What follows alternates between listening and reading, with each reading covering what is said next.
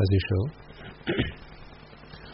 We are gathered here today to listen to another dispensation of the Lord Buddha, the Supremely Enlightened One, the Perfect One, the Omniscient One, the Undefeatable One, the Undefeated One, the Unvanquished One, the One with immeasurable, unsurmountable compassion for all sentient beings. Let us remind ourselves that He is the Master. I am not your Master, I am not your teacher. It is the Buddha who is your Master, who is your teacher. I am just a vehicle for His Dhamma. Bearing that in mind, let us all take a moment to pay homage to the Supreme Buddha. Namo Tassa Bhagavato Arahato Samma Sambuddhassa. Namo Tassa Bhagavato Arahato Samma Sambuddhassa. Namo Tassa Bhagavato Arahato Samma Sambuddhassa. And also, as usual, before we commence the sermon, let us take a moment to observe the 5 precepts. And as I remind you regularly, let us be aware, let us be cognizant of the fact that we are having yet again to observe the precepts. It is because we have not yet removed all the defilements in our mind that we are having to observe these precepts. There may have been instances, occasions, situations over the past week in which the precepts that you vowed to abide by were broken. Reminding ourselves that yet again we are having to observe these precepts, being shameful about that fact. Let us all take a moment, considering this a privilege rather than a right, to observe the precepts before we begin this sermon, in the hope, resolve and determination that may this have to be the last time I have to observe these precepts. May the virtue entailed within these precepts be part and parcel of the very fabric of my conscience. And in order to do so, I ask you all to recite after me. Buddhang saranang gacchami, Dhammang saranang gacchami, Sanghang saranang gacchami, Dutiyampi buddhang saranang gacchami, Dutiyampi dhammang saranang gacchami, Dutiyampi sanghang saranang gacchami, Tatiyampi buddhang saranang gacchami, Tatiyampi dhammang saranang gacchami, Tatiyampi sanghang saranang gacchami, Saranaagamanang sampunnang, Panatipata veramani sikkhapadang samadhiyami, Adinādana veramani sikkhapadang samadhiyami,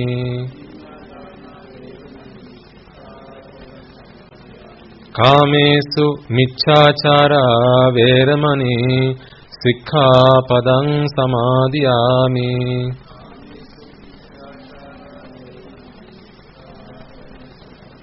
Musāvādā veramani sikkhapadang samadhiyami,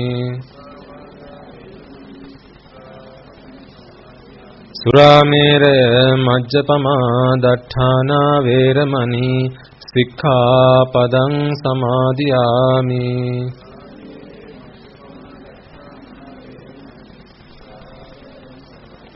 Tisaranena saddhiṃ pañcasīlaṃ dhammang sādhukaṃ surakkitaṃ katvā appamādena sampādeta. Okay, you may now all be seated.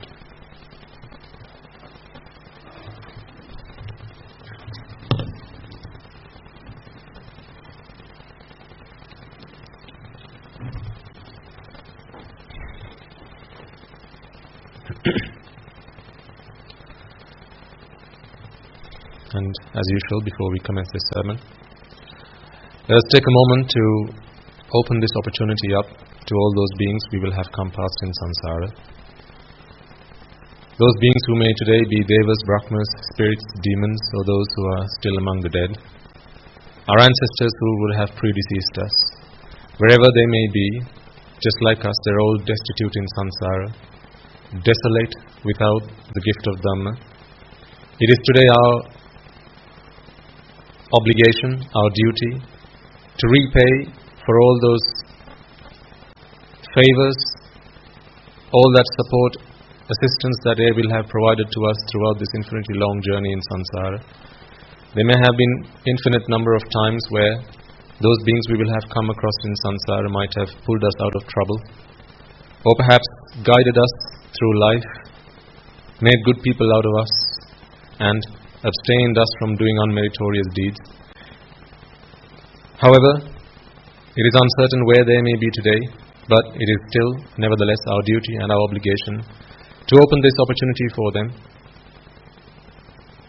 Let us invite them to join us and witness this meritorious deed, and in witnessing this meritorious deed, may they be able to acquire the merits that we will be acquiring, that we will be generating out of this meritorious deed, and may they rejoice in these merits, and if any of them have been born in the woeful planes, may through the power of these merits they be able to redeem themselves from those woeful planes. And for all beings in the blissful planes, may through the power of these merits, as well as listening to this sermon, understanding and comprehending the Buddha's teaching, may they be able to attain the supreme bliss of Nibbana. So with that firm resolve in mind, as I now invite the devas, brahmas, spirits, demons and the dead, I invite you to extend that invitation in your hearts and in your minds to all those beings out there in the 10,000 world systems. May they join us, may they rejoice in these merits, may they be able to listen to the Dhamma, understand it, comprehend it and attain the supreme bliss of Nibbana.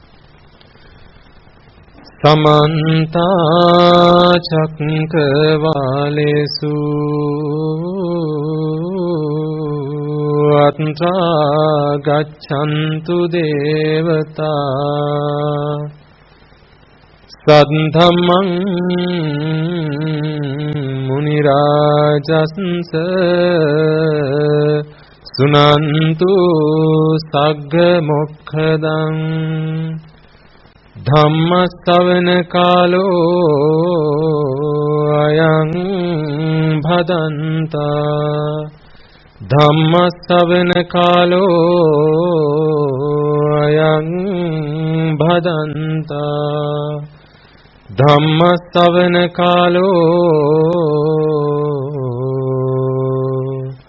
Ayang Bhadanta.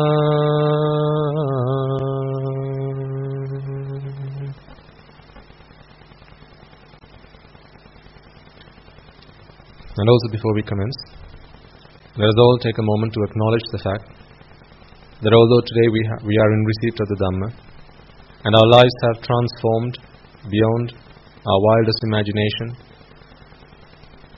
it may be that you are unable to recognize who you used to be compared to the person you are today, and that is because of the Dhamma, it is because your life has been transformed as a result of the Dhamma seeping into your lives. That being the case, let us take a moment to acknowledge who we might have been in this infinitely long journey in samsara. Not having had the opportunity to associate noble ones, moral people, our associations will virtually always have been with immoral, ignoble people who defiled our minds with raga, dvesha, moha, desire, aversion and delusion, blinded us with avidya and tanha, ignorance and attachment, and having done so we might have abused, slandered, desecrated and offended the noble ones, the Aryas, the Samma Sambuddhas, the Pacheka Buddhas, Arahata Buddhas, Anagamis, Sakrudagamis, Sotapannas, be they on the path or having attained the fruits, as well as the Buddha's ministry, the Sambuddha Shasana.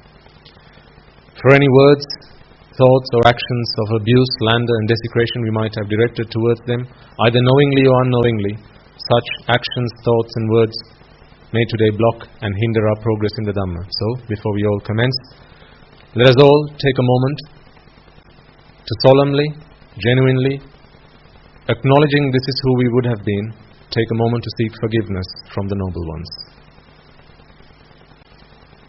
And finally, let us all make a firm resolve that through the course of this sermon,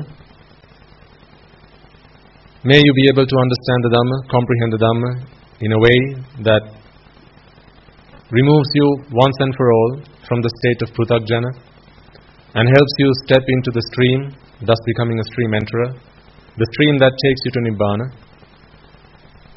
And if there are any among you who have already attained that state, may through the course of this sermon you be able to fulfill the subsequent stages and attain the supreme bliss of Nibbana. So with that firm resolve in mind, I invite you all to prepare yourselves to listen to this sermon.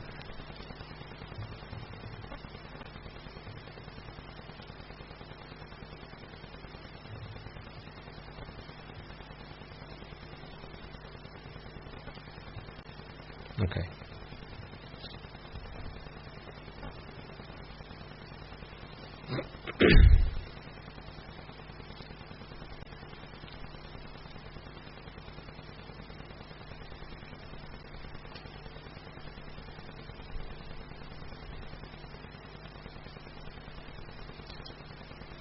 I'm going to start us off on a really simple question.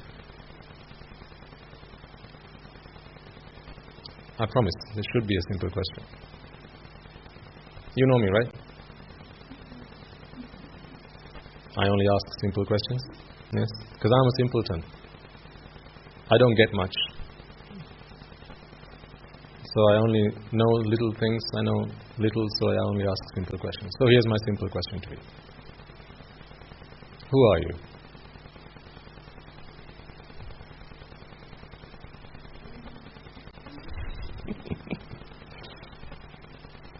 Blimey. Who are you? What are some of the answers that are rushing into your mind right now?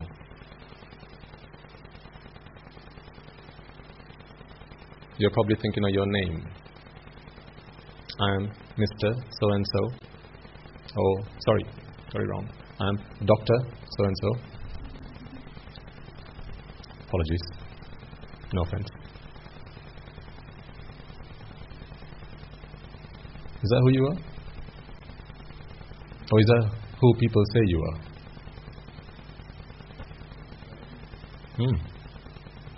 That's how people identify you.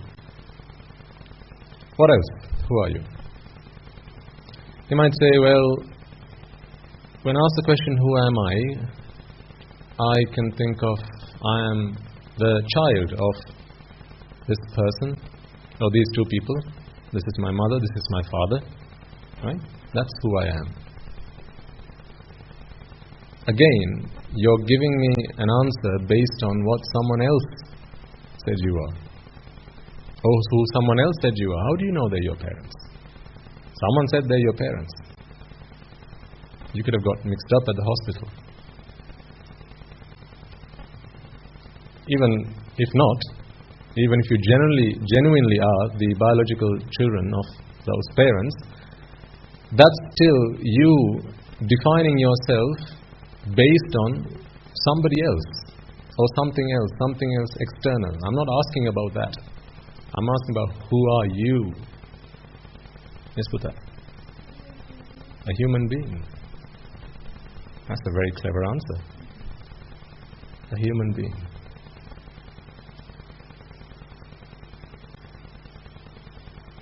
How do you know that?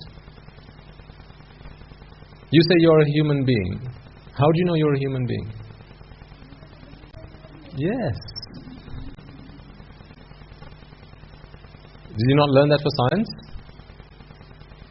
At some point in your schooling life, you learned that, if you've got a face, 2 eyes, a nose, a mouth, 2 ears on either side of your head, and a body that looks vaguely like the picture that they had in your textbook, then that's a human being. So from that day forward, you thought, that picture looks a lot like what I see in the mirror, so I'm probably a human being. Again, you defined yourself based on what somebody else said you are. Some might say, well, I'm so many years of age. I'm 6, I'm 7, 8, 20, 30, 50, 60, 70, 80, whatever. Is that who you are? I'm a man of 45 years of age. How do you know you're 45? How do you know you're 45? Because? Yes, someone said you are. And again, 45 is a number that is based on a numbering system that has been defined by other people. A year is 365 days. Why? Because someone said so.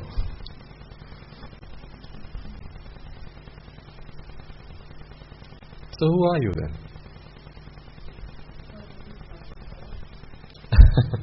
You're very modest, madam. A person with lots of faults. Why do you call them faults? Okay, give me one example of a fault that we might all have. Anger. A lot of people have anger. Yeah? Jealousy. Greed. Selfishness. Ignorance. You don't have that, do you? So a lot of people have these things, but why do we consider them faults? Why?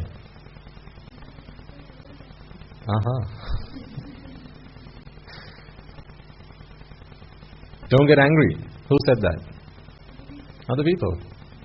Why? Because it's wrong. You shouldn't be angry. Don't be jealous of other people's accomplishments. Why? Because that's wrong. Who said that? Other people. So, are you beginning to realize that you've come a long way in life, whatever age you are right now? You've come a long way in life, and I'm asking you this very simple question: who are you? And all you're coming out, all you're spurting out are definitions that other people have given you.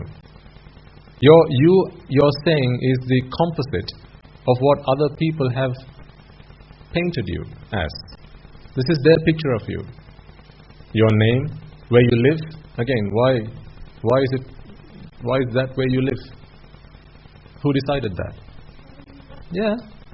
Particularly perhaps in your case, and even in the case of others, even if you're an adult, you might think, well, no, I decided where I live. But why? Why did you decide that's where you were going to live? Lots of external factors influence that. When you say external factors, again, you're pointing your finger outside and saying, they decided where I was going to live. Whether it was the climate, it might be. You just don't like hot weather, so you've chosen a country where it's cool to live. Or you live in the hill country. Again, you have become the net result of what other people, other external factors have shaped you to be. So it seems to me like life is nothing other than the transformation that happens to us, either mentally, physically, or both, based on what other people want us to be like, based on how external factors shape us. And so as we go through this process of life, from birth to death, we are going through a change internally and externally based on what other people want us to be like, based on what society expects of us, based on these external factors that shape us 24/7. Is that an unfair statement? Does that at least vaguely ring a bell?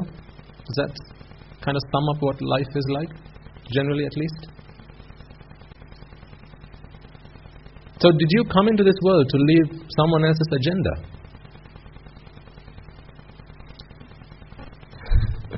Sounds about right. Are you happy with that fact? From birth, you were given a name. Did you have a choice? Some people even go through a deed, right? And get their name changed. Is it a deed? Is that what it's called?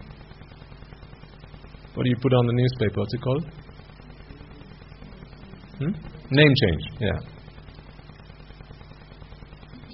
But again, you chose another name, but where did you get that name from? Other people.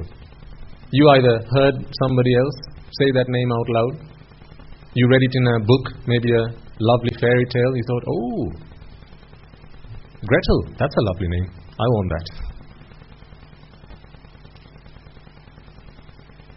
Then you chose to go to a certain school at a young age. Why? Others decided that for you as well. And, quite interestingly, if you do a survey, boys love the color.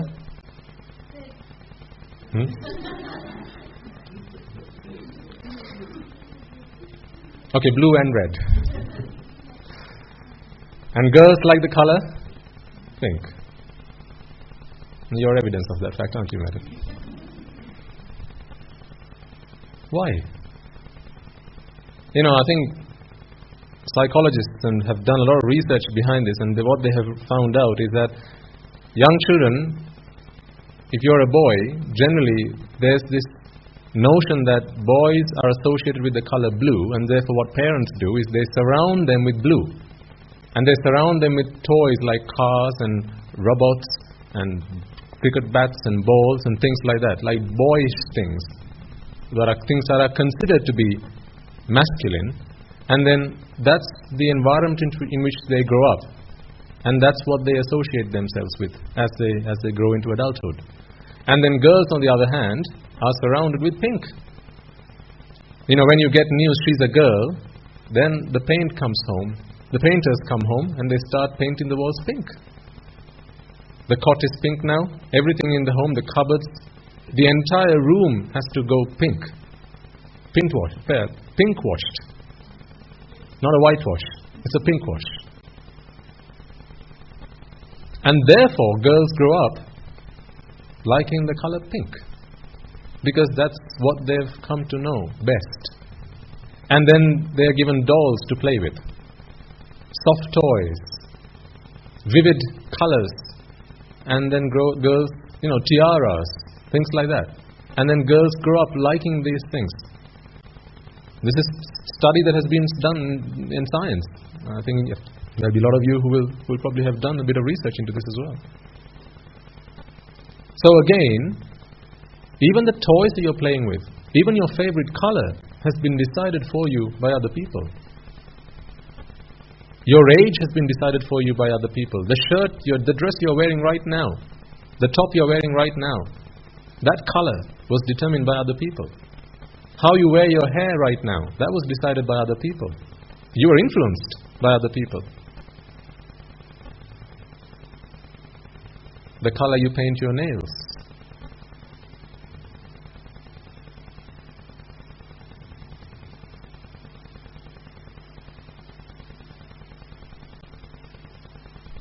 The color of the car you drive. What make, what model it is. What brand phone that you use, and what service provider you like to use. Which street you live on. What courses you did at school, at university. What profession you chose to do. Who you decided to get married to.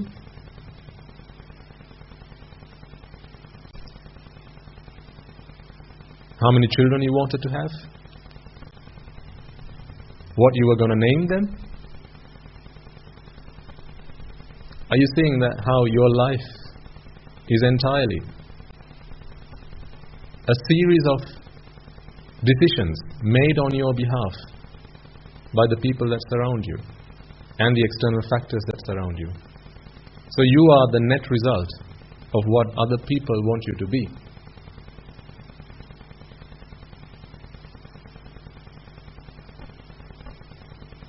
That's like a farm. In a farm you have chickens. The farmer decides how big this chicken has to grow. Whether they are flurry or furry or not. Whether they can fly or not. How long they're going to be caged for. Who decided how many years of schooling you ought to have? Who decided? Who said you had to go to school for 13 odd years? Other people, right? Who decided when you have to get married? Other people. Oh, already.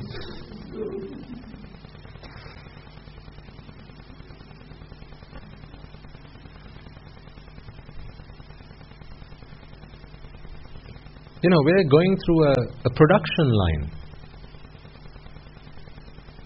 This is like a human factory. Our lives are being shaped by other people. We are going through a transformation in the disguise that we are independent. People like to think that we are independent. We like to think we are independent. When given the right to vote, when given the right to say our piece, say what we like to say, follow our religion of choice, all of a sudden we get this feeling that we're all independent. But really, all that happens is you're given a series of choices. All that's left to you is which choice you want to make. And even that is also influenced. Are you not Buddhist because your parents decided you were going to be Buddhist? For the vast majority of you? If you're a Muslim, then chances are that's what your parents decided you were going to be. Right from your name, to where you live, to what religion you follow, to what academic pursuit you had at school, to what profession you're doing right now, to when you're deciding on retiring, to what color you've painted your house, to what car you drive, to how much grass you have on your lawn, to what colors what flowers you grow in your garden. All of these things have been influenced by other people. This is why I'm saying you're going through, we have all been going through a human production line. People keep tweaking the dials. But there are only a set number of units on this dial, set number of settings. It's like 1 to 10.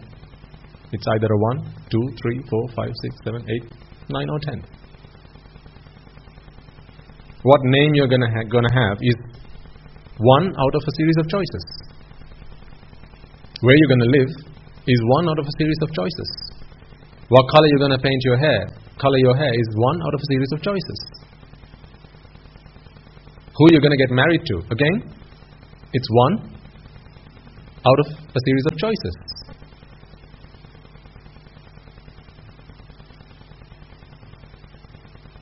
And we say we are independent. And we say we choose how we live our lives. We say we are the master of our lives. I am free to do what it is I fancy. Really?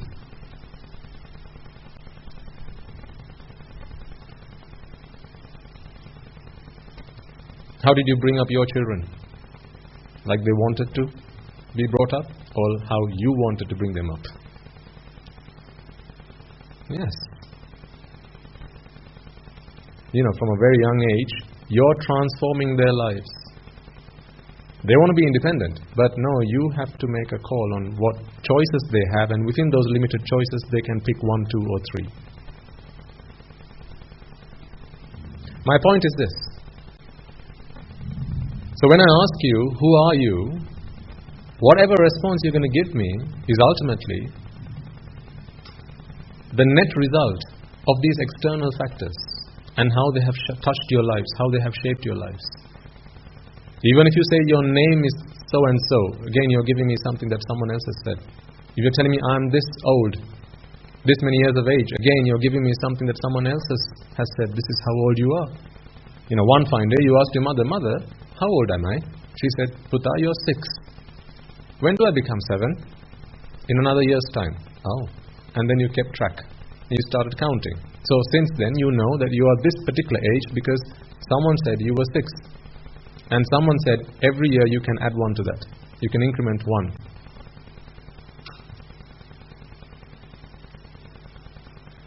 But what I really want to know is, who are you? Not who is it that other people say you are. I want to know, who are you? I'll help you trying to find an answer to this question. Because you know what? For a long time in my life, I didn't have an answer to that question myself. If you really know who you are, how's this? You don't even have to be here.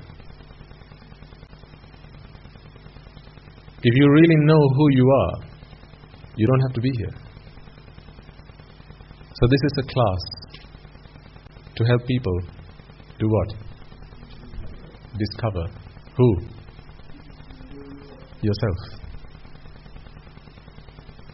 You have come to a place to help discover yourself. Once you've discovered who you are, you don't have to be here. You can get up, you can walk out, and do whatever you like with your life. Does that sound like a good deal? You don't have to come back here again.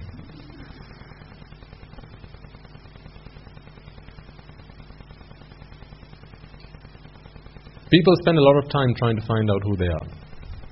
Sometimes they go on seminars. Sometimes they listen to speakers, influential speakers, speakers who talk about personality development, speakers who talk about life in general. They follow a lot of academic research stuff, philosophy, psychology, sciences, all this while people trying to discover who they are. But everyone fails. Because ultimately what everyone finds out is whatever answer they give to that question is nothing other than what someone else has decided they are. But there is one philosophy in this world which helps you discover who you are, independent of what other people say you are. And that is the Buddha's philosophy. That is the Buddha's teaching. Let me give you this answer. Let me help you make a little bit more sense of what I'm trying to express. Do you see these flowers around me? Can you all see them? What do you think about them?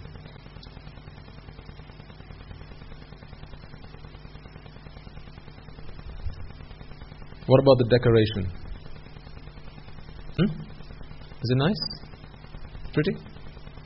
Yeah? Why?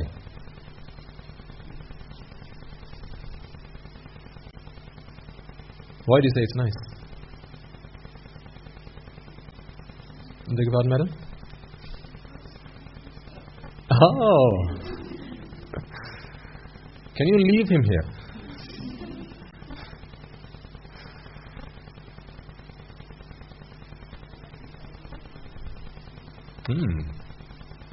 Because you decided in your own mind that this is nice. Yes?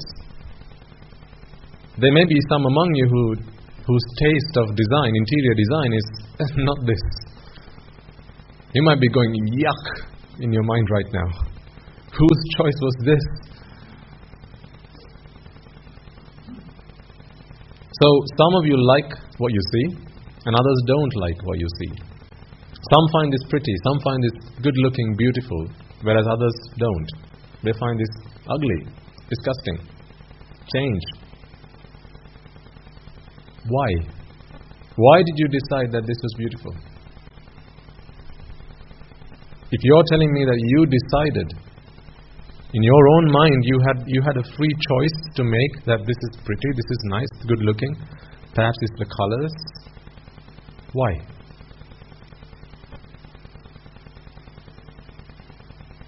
So the regular listeners, you will already have cogs turning in your head right now. Answers. You're dying to throw the answers out. If you've been a frequent visitor to this Discovering Yourself class, then some of these answers will now be at the tip of your tongue. And you just want to get it out there. You're vexing because of attachment.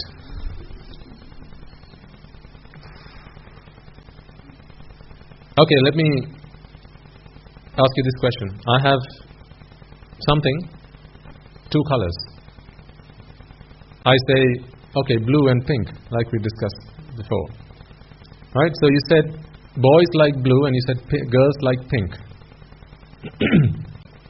Why do boys like blue?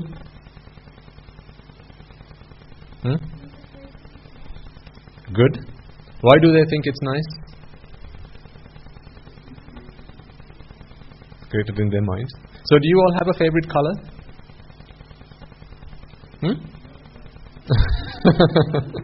But you used to, huh? Why do you have a favorite color? Why is that color better than any other color? Excuse me. What has that color given you that other colors haven't? Has it taken your children to school? Done a school round for you, that particular color? Let's say it's yellow. What did yellow cook a meal for you? Why is yellow better than any other color? Okay, you're saying it's good looking. Why is it good looking? Why is it good? Why is it nice? Why is it pretty? What's wrong with every other color in the rainbow?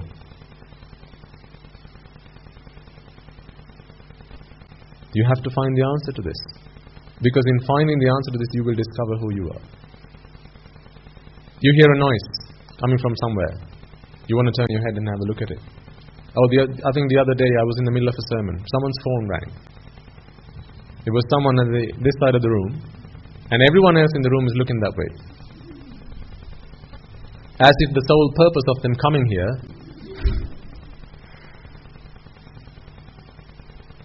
so everyone's looking that way. So I said, okay, now that you look, you're going to have to pay the price. I'm going to start asking questions. Why did you look?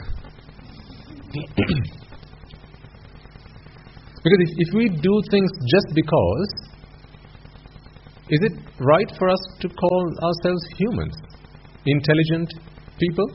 If we do things just because? You know, there's a danger behind this.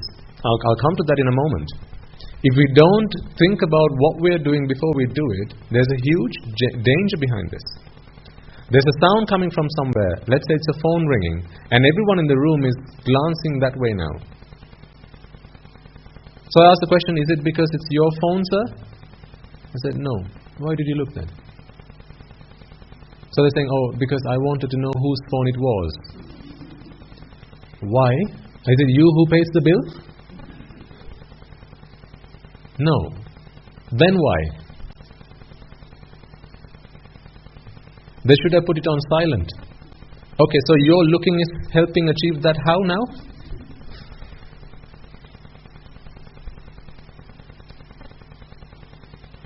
No answers to any of these questions. And then a little while later, another phone rang. Guess what everyone did? They looked that way. Only 15 minutes after, everyone's looking that way. So why did you do that again? If we don't know the answer to these questions, let me tell you the danger behind this.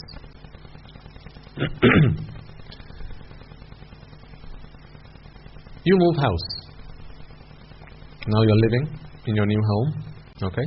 You're getting accustomed to the neighborhood. And a little while into your life at your new home, you're getting a little bit too accustomed to your neighborhood. And this is by giving furtive glances to the lady next door. You know, that's when you know you're getting a little bit too accustomed. It's probably time to move on. There's a young lady next door. So you're observing what's going on next door. You want to get to know your neighbors, right? And you're observing that there's a man who lives next door. He looks like a bit of a rowdy fellow, a rowdy chap. He leaves home about 8 o'clock in the morning, and he gets home pretty late.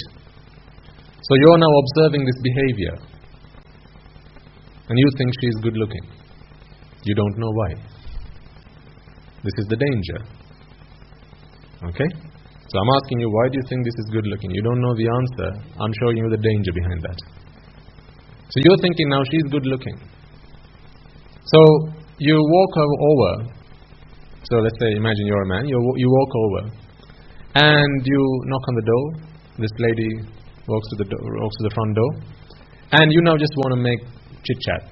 You know, you didn't come here with any purpose really, except for you wanted to see her. That's really why you're here. He's asking, we've just moved into the neighborhood, and I just thought I'd pop by and say hello. Oh, it's good to have you around. So is there anything I can help you? You're stuck because you can't genuinely give the right answer there. I just came to see you because I think you're really good looking. You pervert. That's what you're going to get back, right? So you're not going to say that. Instead, you might say, oh, can I borrow your manatee? I've got some work I need to do in my garden. Oh yeah, one moment, I'll be right back. Whew. I got through that one. So she brings the manatee, you borrow it, you take it back. Now, I asked you the question again. Let's ask that chap and the question again. Did you find her beautiful? My God. She's so pretty. Why? I don't know.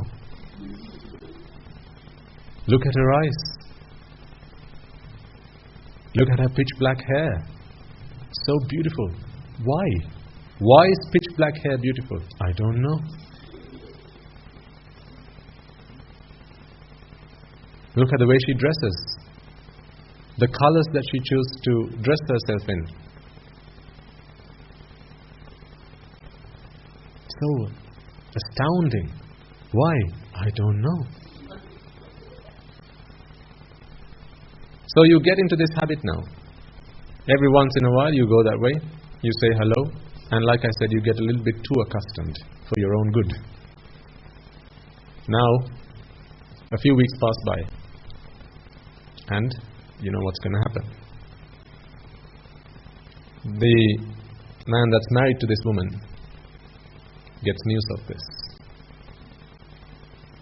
He finds out that his wife has been having visitors, and it's the new chap who moved in next door. Have you all watched horror movies? Yes? You shouldn't be watching horror movies at your age. I should speak to your mother. Actually, life is a horror movie, so you're alright. Isn't life a horror movie? Yeah. I don't know why you go to the cinema. It's free. You can watch horror movies for free. Just open your eyes and look outside your window. Look through the mirror as you age. That's a horror movie in itself. So anyway, this guy gets word that, you've been having a crush on this lady, and he decides to teach you a lesson. You must have seen such stories in horror movies and also in real life. Right? These things happen. So now he decides, I'm going to teach you a lesson. This day he pretends to leave home, but he doesn't. Your relationship with this next door lady has gone too far for your own good now. You used to be borrowing a manatee, but now that's developed. Now when you go there, you spend a few hours getting up to no good. I'm not going to fill in the detail. You can do that yourself. So this day, this man decides to stay home and not leave. And the wife going, hey, honey, why aren't you going to work today? No, I just thought I'd hang around. And he unplugs the phone, switches off the mobile, so you can't communicate. You can't tell the other guy, don't come today. He comes over.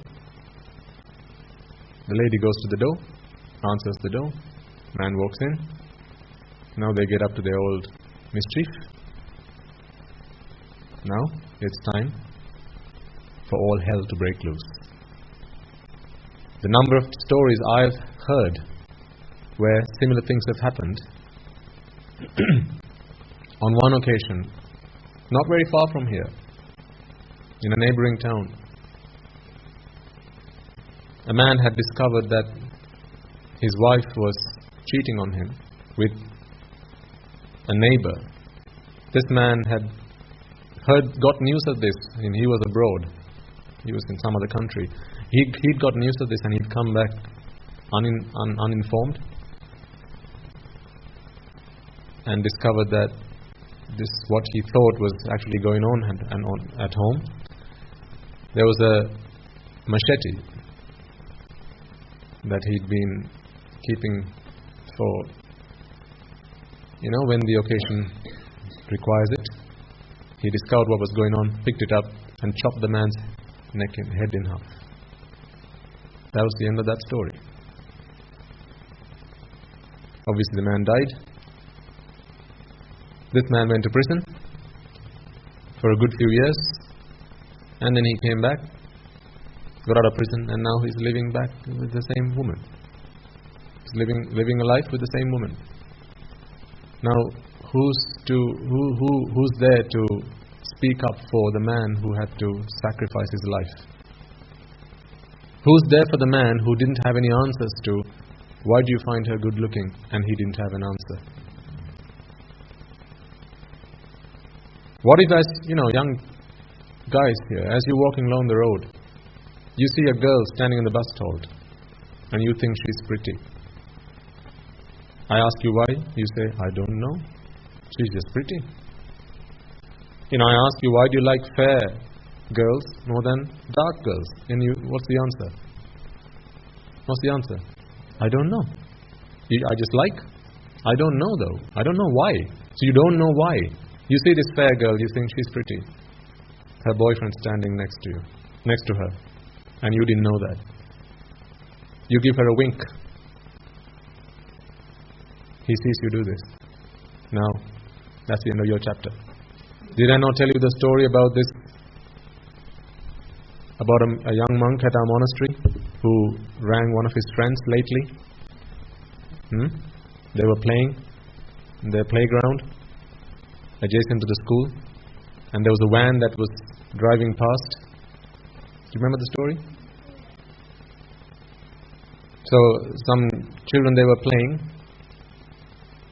on a ground close to their school, playing cricket, as it seems, and the ball's gone to the boundary. Someone's going to pick the ball up.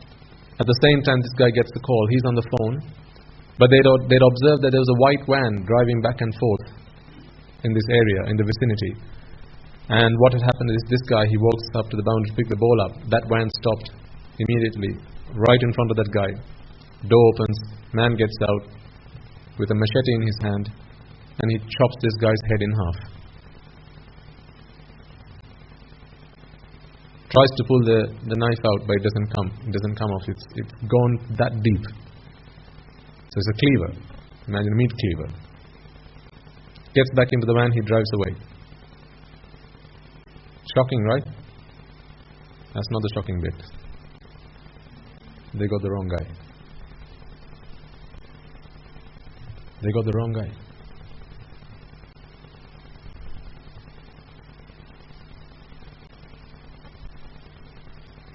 So I ask you, do you like sport? Why?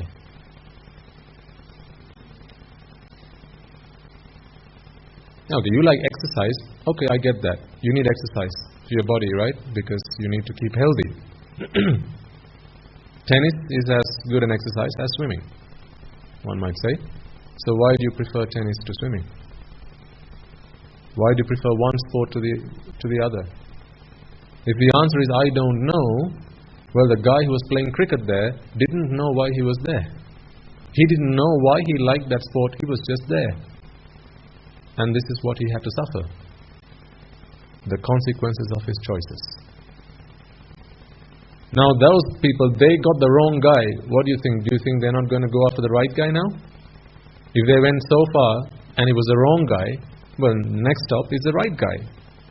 Because until that problem has been solved, the problem remains to be solved. So now their next stop is going to be, let's get the right guy. And when you get to the right guy, the reason that he has to go through this ordeal is because he couldn't answer the question, why do I find that girl good looking? Do you see the danger? What if you're walking along the street, right, ladies, and you see a flower bed, beautiful red roses. I ask you, why do you find roses beautiful? You say, I don't know. You decide, I'm going to take one of these home to grow at home in my flower bed. You pick one of those up. Little did you know that flower bed belongs to the king. Now in these days they're a little bit more forgiving, but back then, if you were committed stealing or just taking, you didn't have any intention of stealing, you just thought that was just there for anybody to take. You picked it up, now you're considered a thief. You've just stolen royal goods. And you have trespassed on royal property. What do you think is going to be the punishment?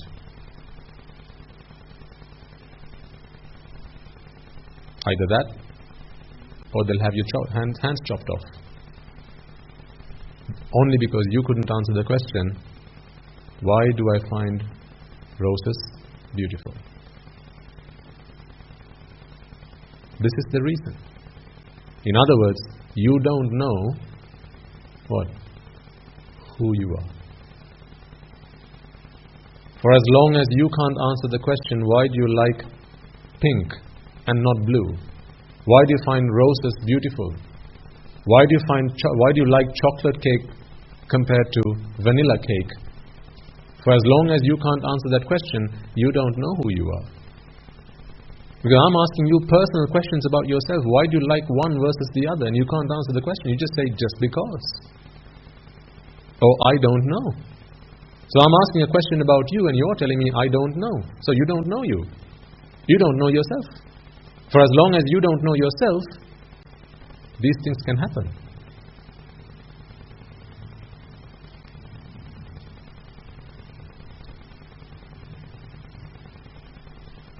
Is it not dangerous? Can these things not happen? Is this all make-up stuff?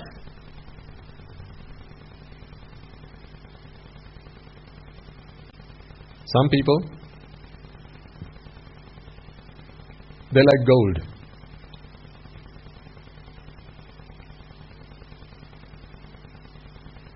And when they like gold and they see gold, now they want gold. Gold necklace around someone's neck. That's pretty. I want it for myself. I don't have the means to get it. I don't have money to get it. So, what's the alternative?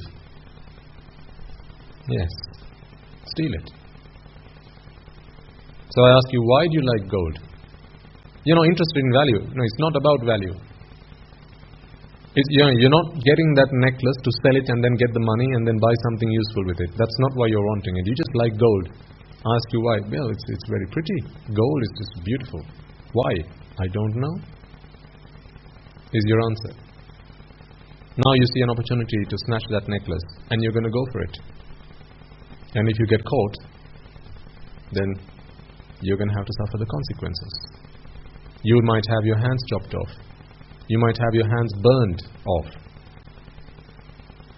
And in some countries, the punishment for stealing is very severe. Even in the medieval times, some of the punishments that they used to give to people, horrific. Like burning in molten lava, burning in pots of hot oil, were some of the punishments they used to give. Tearing people up in two. They put you on a machine, hands tied to one end, feet tied to the other end. Now as they crank this machine, these two sides pulling this man apart. With every movement of this lever, this man is being literally torn apart, torn in two. Imagine that. You can find all this stuff on YouTube if you're really interested. Punishment in the medieval times. This is not make-up stuff. This is all very real. There was a video that we showed yesterday, and against my better judgment, I thought I had better not show it to you yet. We have some young children here as well. There were some quite disturbing images. Maybe the adults could stomach it, but I'm not sure about the young children. So I thought perhaps maybe another day. Some of the punishments that weren't even shown on that video, because I did some research on this. What were some of the punishments that people had to suffer because of not knowing the answer to what? Who you are. Not knowing the answer to who am I, some of the punishments that people had to suffer. One involves, so man's tied to some kind of bed. Man's tied to a bed, and they take an iron bucket. You put mice into it, or rats into it. Now you hold the bucket against this man's stomach. Okay? And they put fire onto the other end. So now the bucket's fire heating up.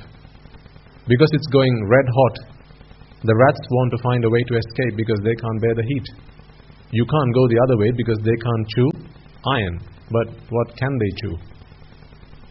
The other end, which is your stomach. So now they'll start chewing at it, gnawing at it, until they have found their escape route, which is the other side of your body. Punishments in the medieval times. So you might say, hey, that's in the medieval times. We are more advanced now. Let's not worry about those times now. No, people don't get punished like that now. They might not punish you like that in the prisons. But what about the bad guys? People who don't like you very much. You think only you have access to YouTube?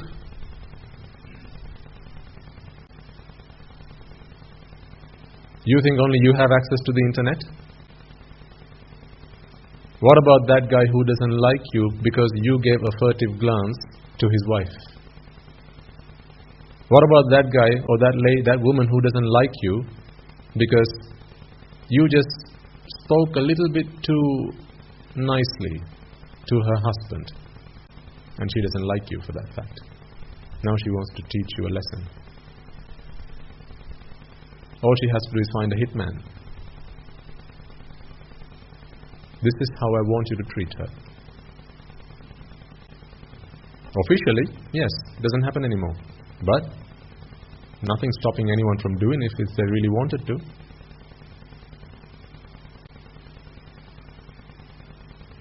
All because you don't know who you are. All because you don't know why you find a girl beautiful. You don't know why. I show you two girls and ask you, which one's prettier? You say, she is. I ask you why. You say, I don't know. Do you not see the danger? If you didn't find either one pretty, then you're safe. Because then you're not going to give any glances to any of them, either of them. Right? But as long as you find one good looking, you don't want good looking to be out there, you want good looking to be with you. You want to take good looking home with you. You want to take nice home with you. You want to take lovely home with you. Delicious, all this you want to take home with you. So whenever you find something pretty, something gorgeous, something delicious, something yummy, something pleasurable in the outside world, what will you want to do? You want to make it mine. You want to make it mine. You want to make it yours. But when asked the question, why do you find that pleasurable? And the answer is, I don't know. Do you not realize the danger? Because you're finding something pleasurable which there are lots of other people in this world who also find them pleasurable. They don't know why they find it pleasurable themselves either. But they are willing to go to any extent, any length to protect it and to keep it theirs. Some people will kill. Some people will poison you. Some people will burn your house down. They're prepared to do that. What, this is a surprise to you? Is this the first time you've heard of people doing these things? Burning houses down to get what they want? Poisoning people to get what they want? Killing to get what they want? Complete massacre? Genocide to get what they want?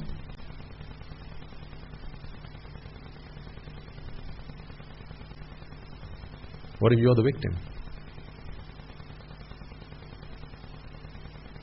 And you will be the victim for as long as you find this world pleasurable, because you're going after something that someone else also wants.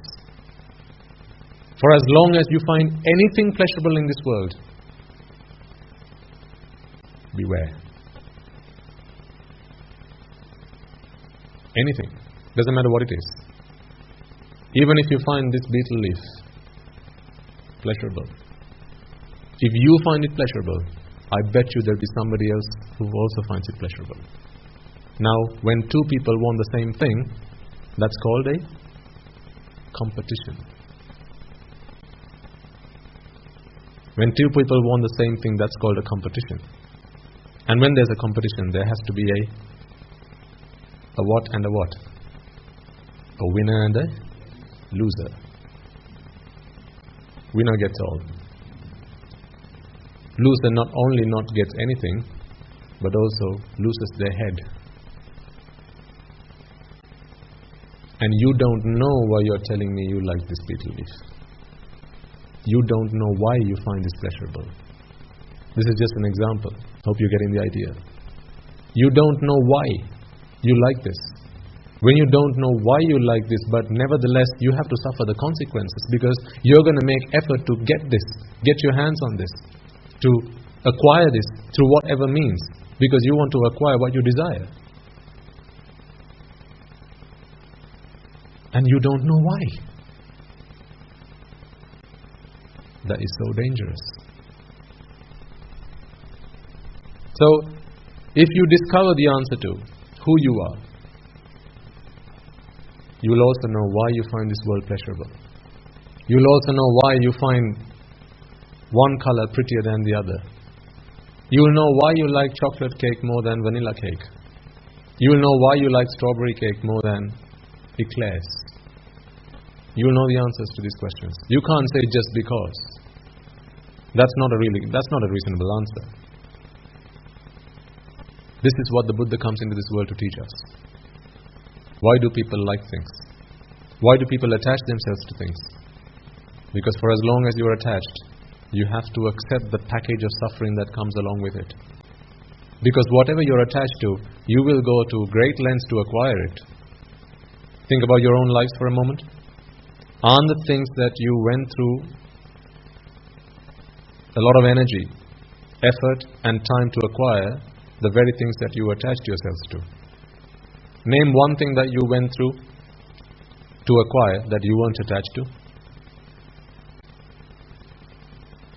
You went through and you made effort to acquire it, but you weren't attached to it.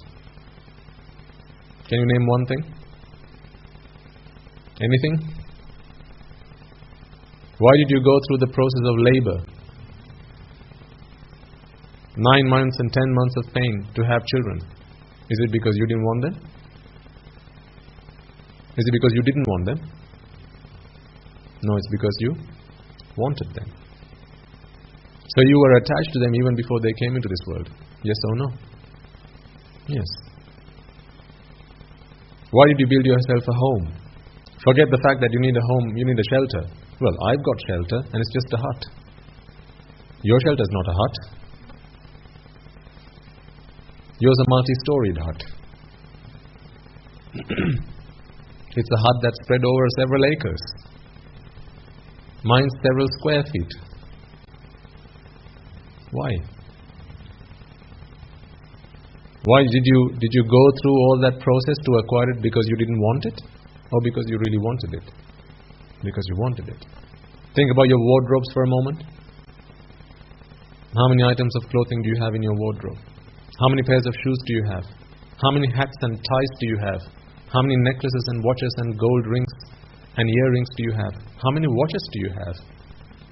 If all you need is to tell the time, well, all you need is one watch. How many watches do you wear at the same time? How many pairs of shoes can you wear at the same time? How many sets of clothes can you wear at the same time? How many beds can you sleep on at the same time? How many rooms can you sleep in at the same time? How many houses can you be in at the same time? So why do you need 10? How many cars can you drive at the same time? Then why do you need 20? So you can't be telling me it's because I need to get from A to B. That's not true.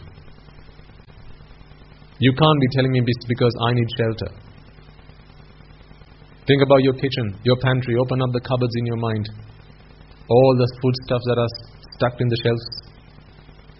Open your fridge mentally. All the items of food that you have in there. Open your freezer. All the items of food that's stuck in there. You can't tell me you got them all just because you wanted to feed your hunger. How many meals can you eat a day?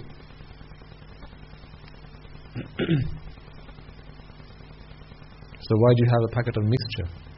Mixie? Bites? Was that for hunger? No, you just had a meal. Only 10 minutes later you thought you wanted to have a cup of tea. Why biscuits? Is that for hunger? That's a snack. Why snack? Why chocolate? Why soft drinks? Is that because you're thirsty? What's wrong with water? Look at all the things you're attached to. Look at all the things you find pleasurable. This is what I'm trying to get to. All these things you find pleasurable. I'm not going to ask how many wives do you have.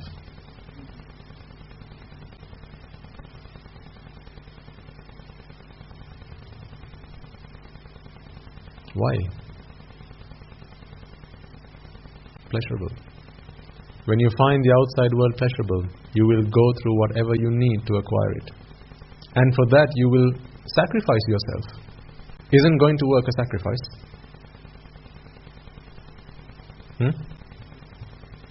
Who here loves going to work? Would you not rather spend your time with your family?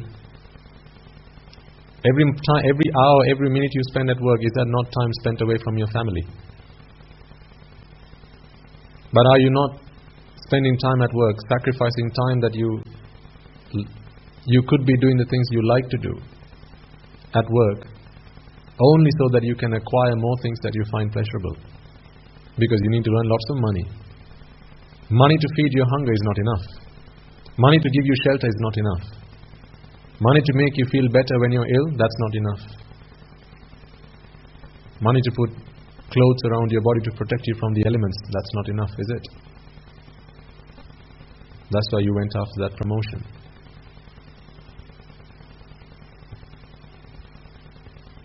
That's why you're moonlighting. That's doing another job at night. That's why you're working overtime. That's why you're working weekends. Earn more money. Because you're not satisfied with what you have. You just want more. More and more.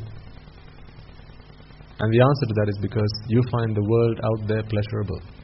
The more you find the world pleasurable, the more you will exert yourself to acquire all these things. But here's the thing. You will go through this process of exerting yourself to acquire all these things. And now, every time you acquire something, you also get another job with it, along with that. You get a job. The job of security guard. The job of a security guard. No? You bought home a new car. Now who's its security guard?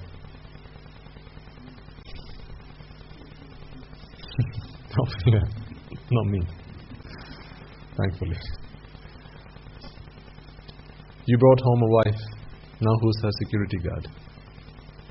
Until you made her yours, it was somebody else's problem. Until you made her your girlfriend, it was somebody else's problem. You couldn't care less what happened to her until you decided she was going to be my girlfriend. She was going to be my boyfriend. Now even if she sneezed, that's just one stop short of a heart attack on your part. You have become security guards for all these things that you have gone through the extent of acquiring. You acquired them for what purpose? For pleasure. Who here likes to do the job of a security guard? I love to be a security guard. Nothing would make me happier than being a security guard. Put your hand up. We'll get you to do it. We need one at the monasteries. But we won't pay you for it because it's something you do out of fun. Right? So we shouldn't be paying you for it. You should be willing to do it voluntarily, for the sake of fun. So none of you like to be doing the job of a security guard, but yet for all the things that you have acquired, you have become a security guard. Yes or no? Who's the security guard for your home? Oh, you might say, actually, no, I have staff. I have staff who look after my property. Who has to look after your property from your staff?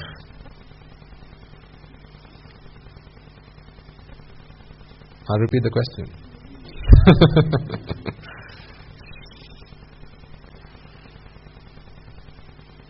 Is there anybody you can trust 100% except for yourself? And the reason for that is because you don't know? Absolutely. You don't know who you are. You can't trust yourself. You don't know what you're going to do in the next moment. The sound comes from somewhere. You don't know what you're going to do in the next moment. You'll be turning your heads there. I get you to promise me, hey, can you promise me you won't turn your heads? You say, yep. A noise comes from somewhere. Everyone's looking that way. You didn't plan yourself to do that, but you just don't know how your mind works. You don't know why you're even doing it. But the consequences will come to you nevertheless. You get yourself a Rolex. Now who's the security guard? You get yourself a diamond necklace. Now who's the security guard? And you tell me you don't like to do the job of a security guard. You're giving yourself this job. Nobody forced you to buy it. Did they? Nobody forced you to buy it. But you went through it. And it doesn't stop there either. Because one day is going to come when it's going to be destroyed. Either it's going to leave you or you're going to have to leave it. And the second is inevitable. You might say again. No, this is good. I like situations like that. Impromptu. Because it's good for us to understand ourselves. Someone stood up and he was saying, who's that?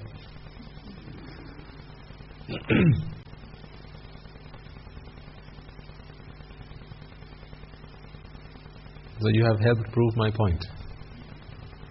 Now if I ask you the question, why did you look? I don't know. What if there was a punishment? Your eyes get pulled out if you look at the person that stands up. And you don't even know that there's a punishment for that. But that doesn't stop the punishment coming to you. Imagine that, you go to another country. Okay? And you don't know what the legal system's there like, what the penal code is like there. That can happen, right?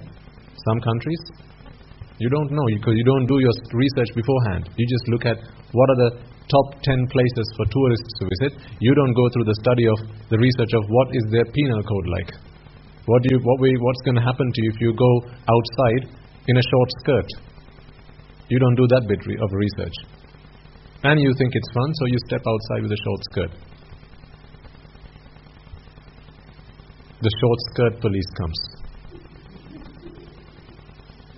You get thrown into a white van, and that's the last of you. So you don't know. Likewise, you don't know the consequences that are coming to you. That's not the problem. You don't need to know the consequences. Seriously, you don't need to know the consequences. This is why I say, I'm never one to talk to you a lot about the hells. I don't spend a lot of time talking about the four great hells. I don't talk to you a lot about that. Because I know you're an audience to which talking a lot about the four great hells is not going to do much good.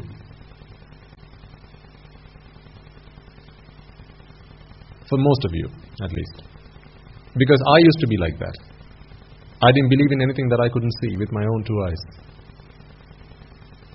That's not me saying that the four great hells don't exist, because I know that they do exist, but that is because I have seen it through the Dhamma. You can't see it with your own eye. Well, you can after you go there. But until then, there is a way you can see it through the Dhamma. Once you have a good understanding of the dependent origination process, Paticca, you can absolutely, with no shadow of a doubt, figure out that the four great hells do exist. It has to. And the heavens do exist. It has to. The Brahma worlds do exist, and it has to. But I'm not one to talk to you a lot about these things, because then we spend a lot of time talking about stuff that, to some extent, you already have barriers. You will already come with preconceptions. No, I don't accept that. I mean, that is what I suppose education has done to a lot of us. Education did that to me. I sought refuge in science, not the real science. The science. Not the science, that's not what I sought refuge in. I sought refuge in science and technology. That said, see what you can believe in, or rather believe what you can see. Until then, don't take it. So anyway, I digress. Coming back. The consequences, you don't have to spend a lot of time trying to understand. But you do need to spend time trying to understand, why did you do that? Why did you make that choice? And if you don't know why you made that choice, then when the consequences do come, you have to be answerable. So why do we behave like this? Let's try to understand ourselves. Why do we find yellow prettier than purple? Ignorance. What is ignorance? What is ignorance? We hear this word being thrown around a lot, right, in Buddhist philosophy? Avidya, ignorance. What is avidya? What is ignorance? Don't have to think so deep and, oh God, that's a tough question. Not knowing, see? Well done, not knowing. That's what ignorance is. If you don't know something, then you're ignorant about that fact. Simple. So I ask you, what's behind my winnowing fan? What's the answer? I don't know. Like when I ask you, why do you like that color better? And you say, I don't know. I ask you, what's behind my winnowing fan? You say, I don't know. Because, well, you can't see what's behind it. That's why. You can't simply say it's your robe, because I might be hiding something. Right? So you can't say for sure. So therefore you're going to have to say, I don't know. Now I'll turn it round. No, I'm not going to. I'm going to tease you. Once I do turn it round, or you walk behind me, and then see what's on the other side, now you can say for sure. And then you move out of ignorance into the realm of wisdom, knowledge. Knowledge and wisdom aren't necessarily the same thing, but let's treat it to be the same for now. So for that to happen, either you have to walk up behind me and see what I'm hiding, if I'm hiding anything behind my winnowing fan, or I have to turn it round and show it to you, right? So you have to see before you accept. Agreed? There is no accepting before you see in Buddhist philosophy. That's not how it works. Not in Buddhist philosophy, because otherwise there would be blind faith. Are you not blind to what I'm holding behind my winnowing fan? You might as well be blind, right? Because even if you can see and your eyes are working fine, you can't see what I'm holding behind it. So therefore, this space and what's behind it, you're blind to. Yes or no? Yes. So if I tell you I'm holding X and you accept it, that's blind faith. Yes or no? Yes. Why? Because you're blind. You can't see what I'm holding behind this. You're just going to have to take my word for it. But the day I turn this round, or move this out of the way, or you come behind me and see it, now is that blind faith? No, now that's conviction. This is the difference between bhakti and shraddha. To use the singular words, bhaktiya. Andha bhaktiya? There's no andha shraddha. Because shraddha or conviction is where one moves from blindly accepting something to accepting it because you have seen it for yourself.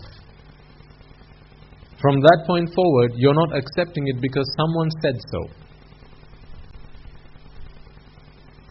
Then your understanding about whatever that might be is not because someone said this is how it is. You have seen it for yourself. That is what shraddha is. That is what conviction is. So I ask you again the question, who are you? Right now you're saying, I don't know. You don't know. Because you can't answer the question, why do you like this color better than the other? And you're saying, you don't know. In other words, you're saying, I don't know who I am. Because I'm asking a question about yourself, aren't I? And you're saying, I don't know. And that's because you're ignorant. This is what ignorance is. Ignorance about oneself. Now, did I just offend you by saying you're ignorant? Don't take it in that sense. That's not what I mean. You're knowledgeable about a lot of things in the world, about the world. You know, there'll be scientists among you, doctors and lawyers and philosophers and all sorts of people, engineers, right? So whatever field you're knowledgeable in, then you're knowledgeable in that field. What I'm saying is that in the field of who are you, you're ignorant. Ultimately, what you're saying is, I know a lot about the outside world, but very little about me. You have become experts. You have PhDs. Some of you may be professors about the outside world. But are you a professor about yourself? Do you have a PhD on yourself? This is what Buddhist philosophy helps us get to. I'm going through a study as much as you are. To me, coming to this monastery was me deciding to do a course. I'm doing a course. In this course, I learn about myself. The courses that I took up before coming to the monastery, before becoming a monk, before ordaining, I learnt about the world out there. Science taught me about the world. Chemistry, physics, math, biology, all these subjects taught me all about the world out there. But none of them taught me about me, about who I am. But Buddhist philosophy, that's what I'm learning. This is the course I'm on. I don't know how long this course is, but I know one day I will graduate. And on my graduation certificate it will say, you have discovered who you are. And below it, it will say, with embraces, you have discovered that you are nobody.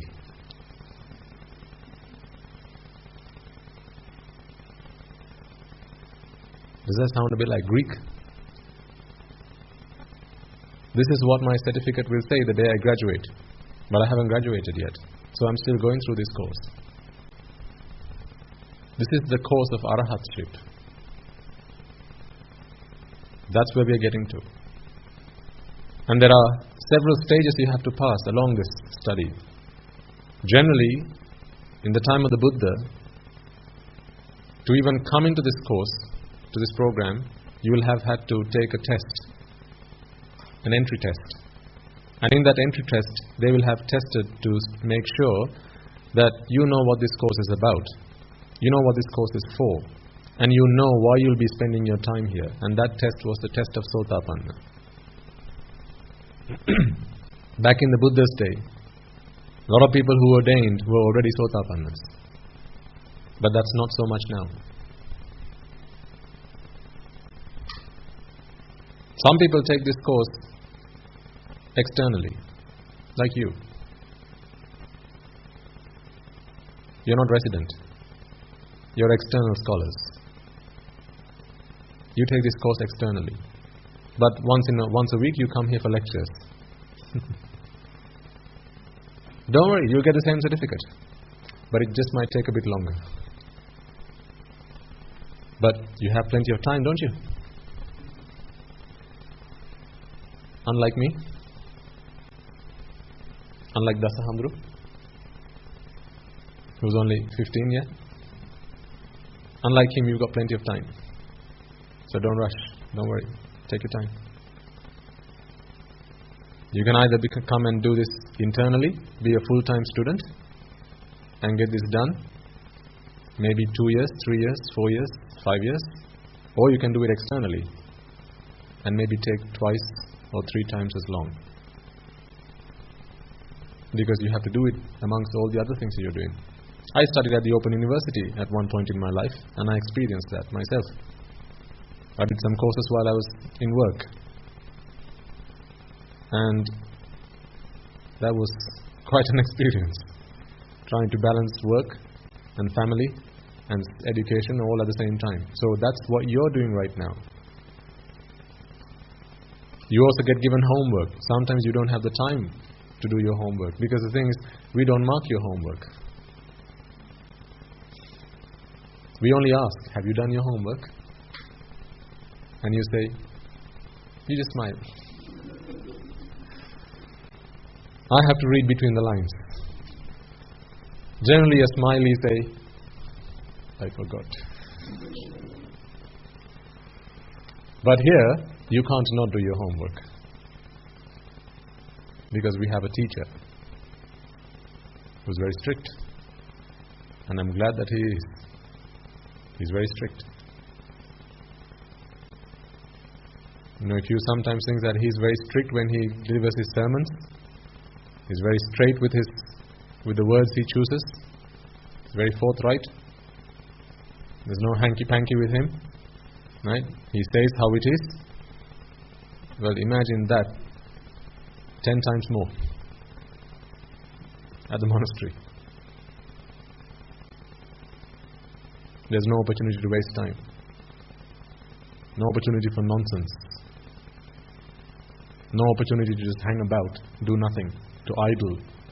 There's no opportunity for that. It's very strict. And it ought to be. That's how it ought to be. That's how it should be. Because why did we come here? Why did we come here? To pass time? Pass time? No.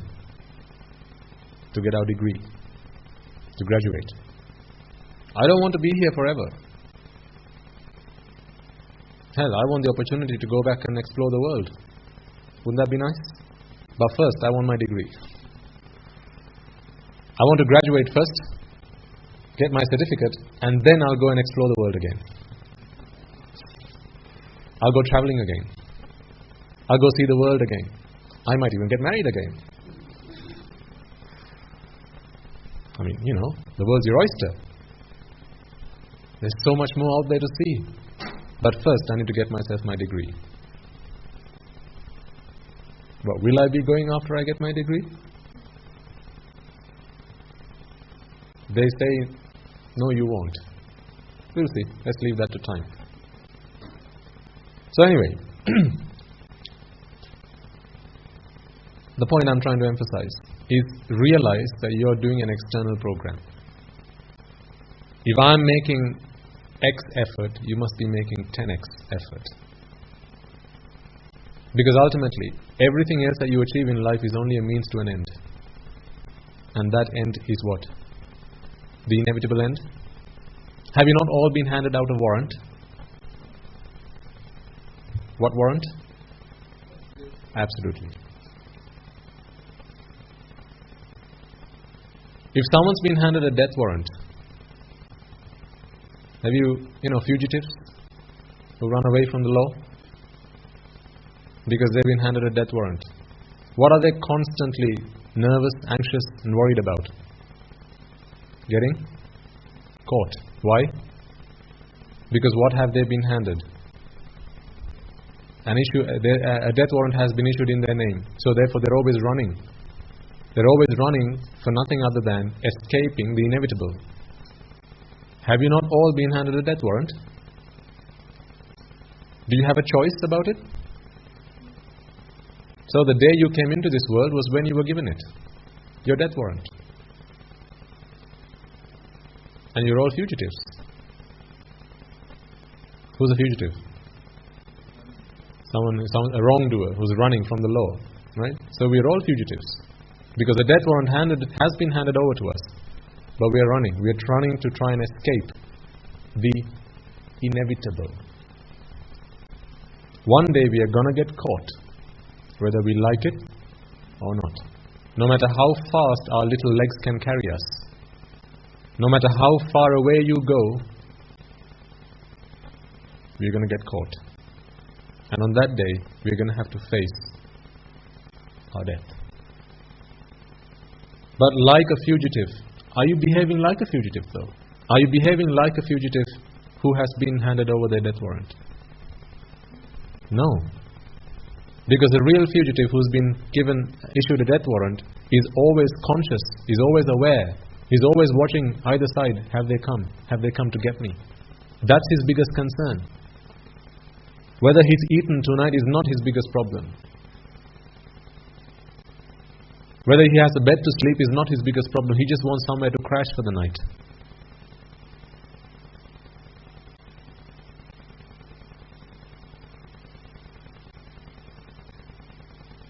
But what are you mostly concerned about? Looming death? You've been issued a death warrant, but that doesn't come to your mind most of the time. Chances are that only comes to your mind when you come back to do your weekly course. Because it's not right to talk about death out there, is it? In the world out there, it's a forbidden topic, is it not? Don't talk about death. It's not nice to talk about death. Is it nice to talk about death with people? Hey, how old is Achiyamma? She's 97 now. Has she not died yet?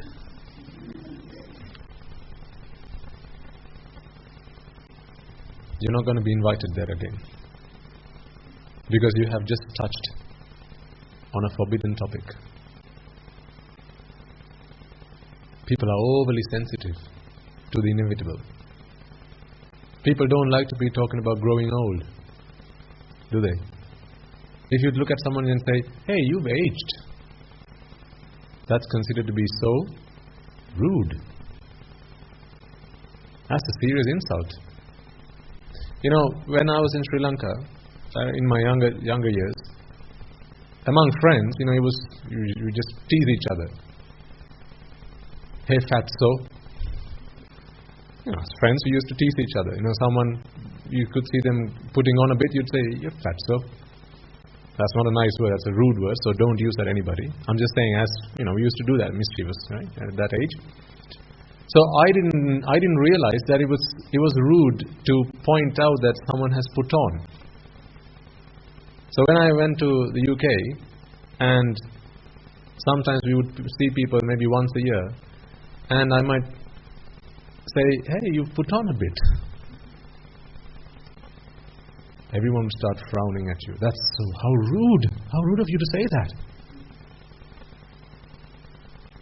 Never say like that again. People used to admonish me.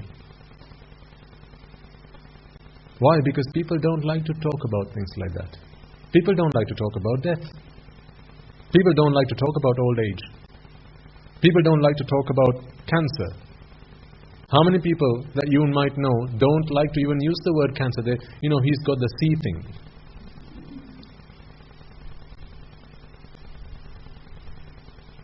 He's got the C. Because they don't like you to say the word. Like it's an ill omen. Ridiculous, if you ask me. It's the inevitable. Like Guru Handru says, you're just waiting at the baggage counter, waiting for the baggage to come to you. It's on the conveyor belt. You're just waiting for your baggage. And on that baggage you've got cancer, you've got, you name it, heart attack. You've got your years as they go up, right? 30, 31, 32, 33, 34. They're all going on that conveyor belt as well. And then ultimately you have death. So it's all coming, but it's not okay for us to talk about it. Forbidden. Because people don't like to talk about these things. You know the reason people don't like to talk about these things? Because when you talk about these things, you begin to lose interest in the pleasurable world out there, and you begin to focus your attention, your effort, on trying to find a solution to this problem. And that's of no interest to anybody. There's no benefit in you losing interest in this materialistic world and focusing your energy, focusing your interest on trying to get the hell out of here. Is there anyone who's going to benefit from that? Except maybe the funeral directors. Just think about the beauty parlor, right, down the street. The reason that they have business out of you is because you're constantly contemplating on old age and death? No. It's because you're constantly contemplating on how can I look beautiful? How can I look prettier tomorrow? There's a function tomorrow and everyone's coming. I want to be the centerpiece of attention.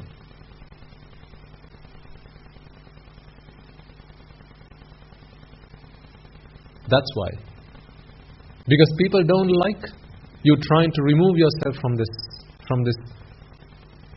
cesspit. People don't like you to remove yourself from this world because they depend on you.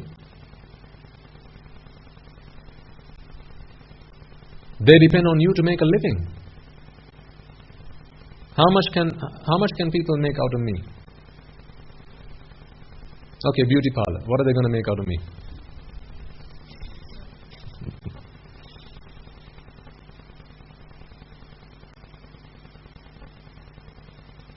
How much is BMW going to make out of me?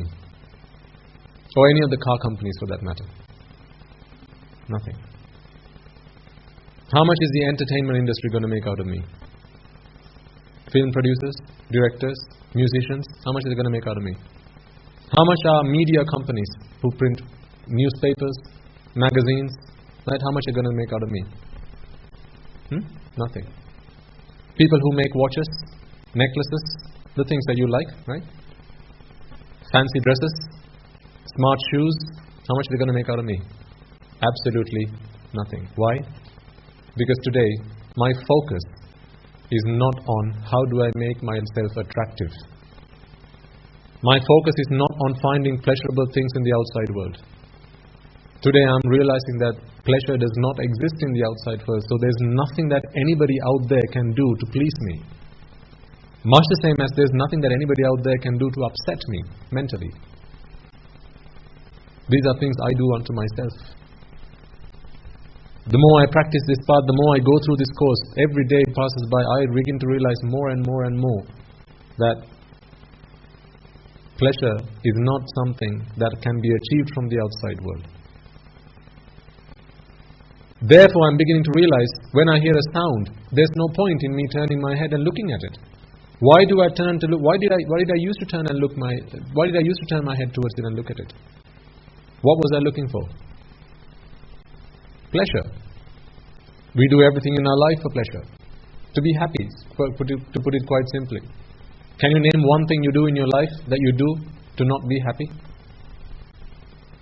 Can you name one thing? Why do you pay the bills? Why do you pay the bills? So you don't get kicked out.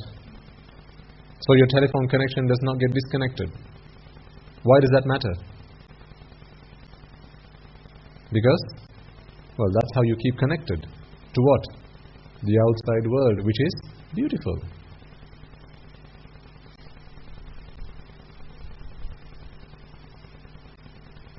So you can't give me one thing that you do that you don't do for the purpose of pleasure.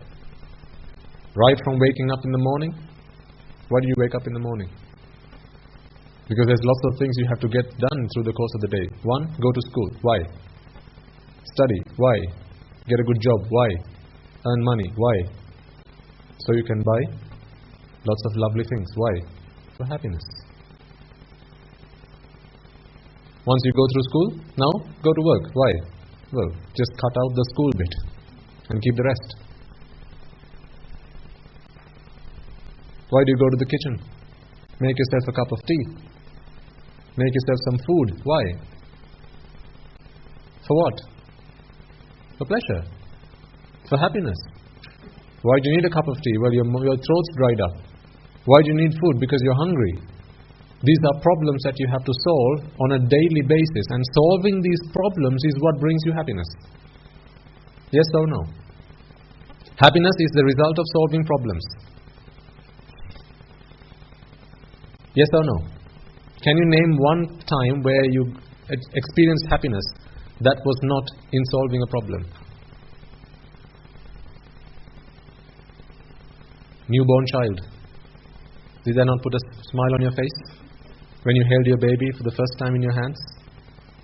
Why did that make you so happy? Did you not just find an answer to a problem you had? You wanted a child. You wanted to have a baby. That problem was solved. So you just found yourself an answer, and that made you happy. For that happiness to come into your life, what did you have to have before that? A problem. A mother or a woman becomes pregnant. She didn't want to become pregnant. Now, she is with child, but she doesn't want to be. Now she's regretting.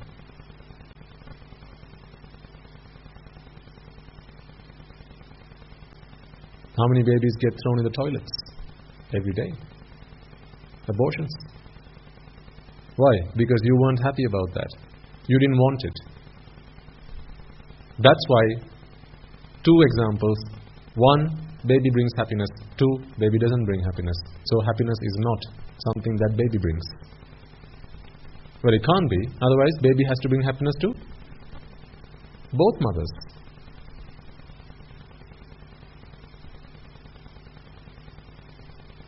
So happiness is not something that baby brings. Happiness is answer to a problem. When there was a problem that had to be answered, and now that problem has been answered, now you find happiness. So for that happiness to come into your life, you have to have a problem. Do you like happiness?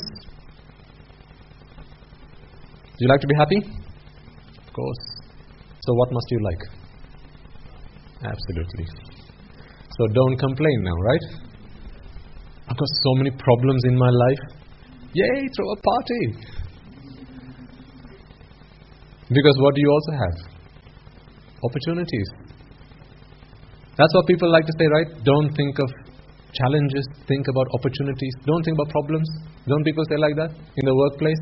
Don't talk about problems, talk about opportunities. Oh. I can't believe I used to say these words to young apprentices who used to train under me while I was in my workplace. I used to tell people, don't think about problems. They're opportunities. Shoot me, somebody.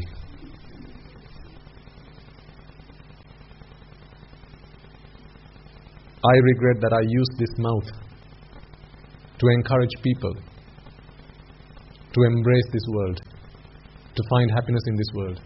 I regret it.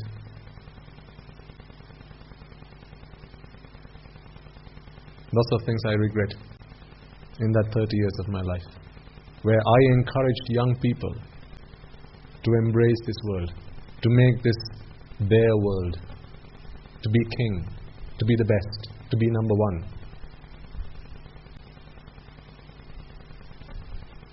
I don't know how much I've been cursed.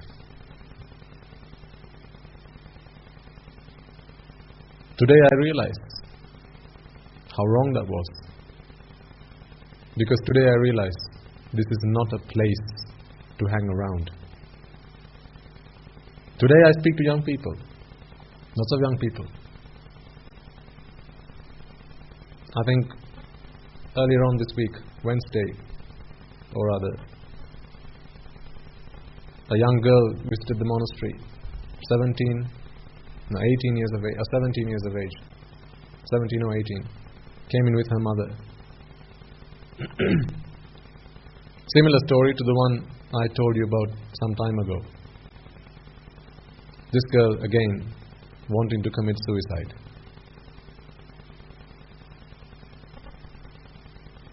because she's been put under so much stress to get through her A-level exams.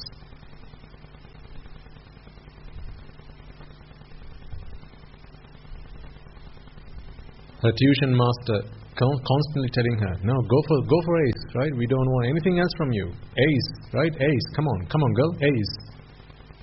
Nothing else. Don't come back to me and say I didn't get my A's. Get me my A's. That's all the tuition master says, A's. I'm not saying all tuition masters are like that. This is not a stereotyping. I'm just saying this is what the girl told me.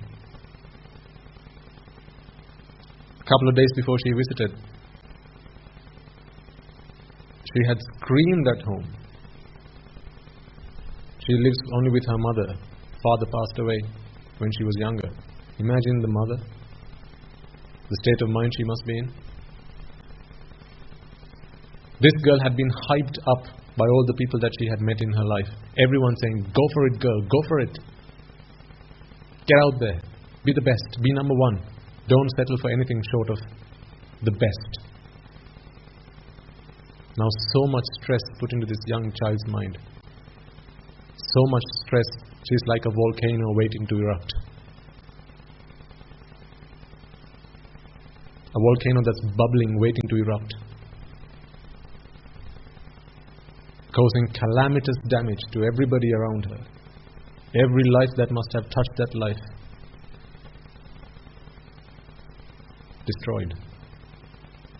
Had she not come to the monastery. So the mother had been listening to these sermons. And she came looking for us. So I sat down with her. You know, the other day I was talking to you about how I've managed to cut down my sleep because I've met somebody who only slept for 4 hours, a young man who's got a family he has to feed and so on. Remember what I told you at the end of that? Hopefully I'm not going to find someone who only sleeps for 3 hours a day. Oh, bugger.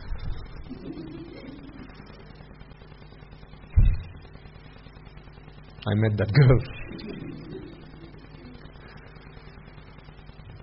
She only gets 3 hours of sleep a day. 3 hours of sleep a day. Put under so much stress.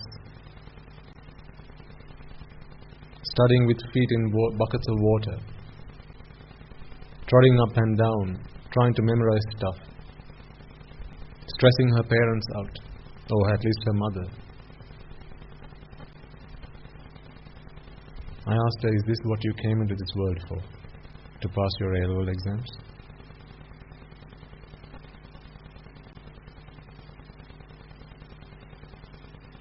Is that what you bargained your human life for? To get through A-levels?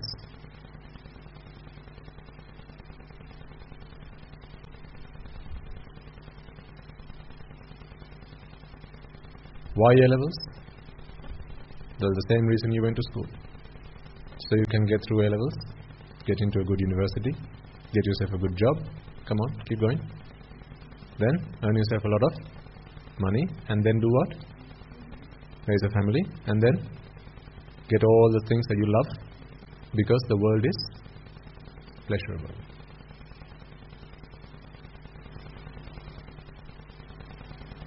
See, when you start there, how people's lives are destroyed. The world is pleasurable, and you don't know why.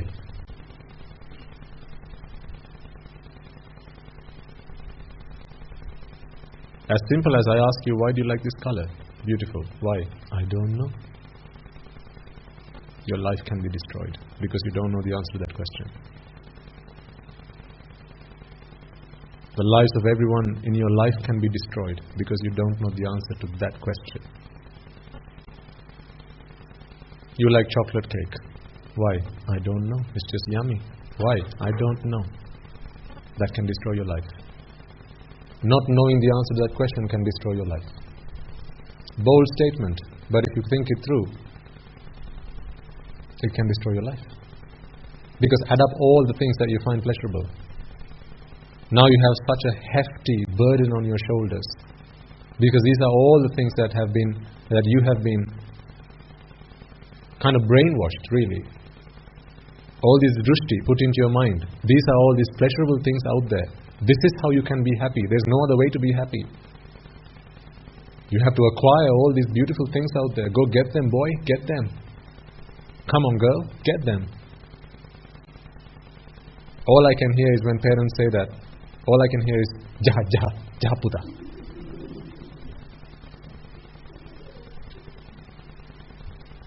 That's all I hear.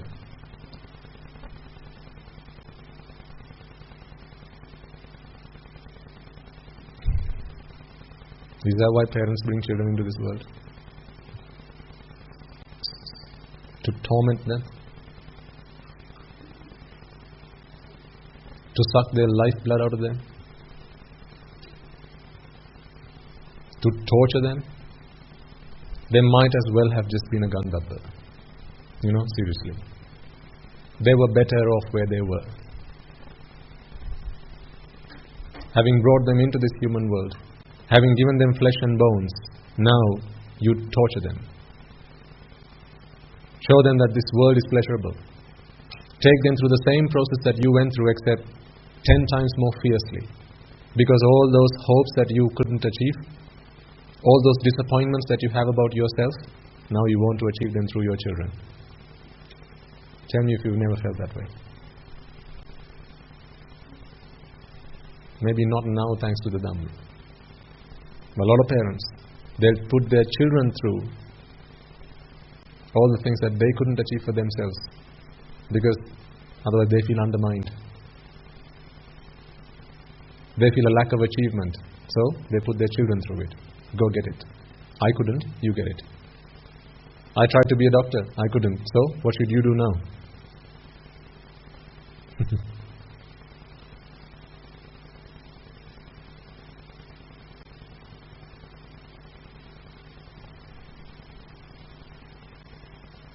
This is child abuse, if you ask me.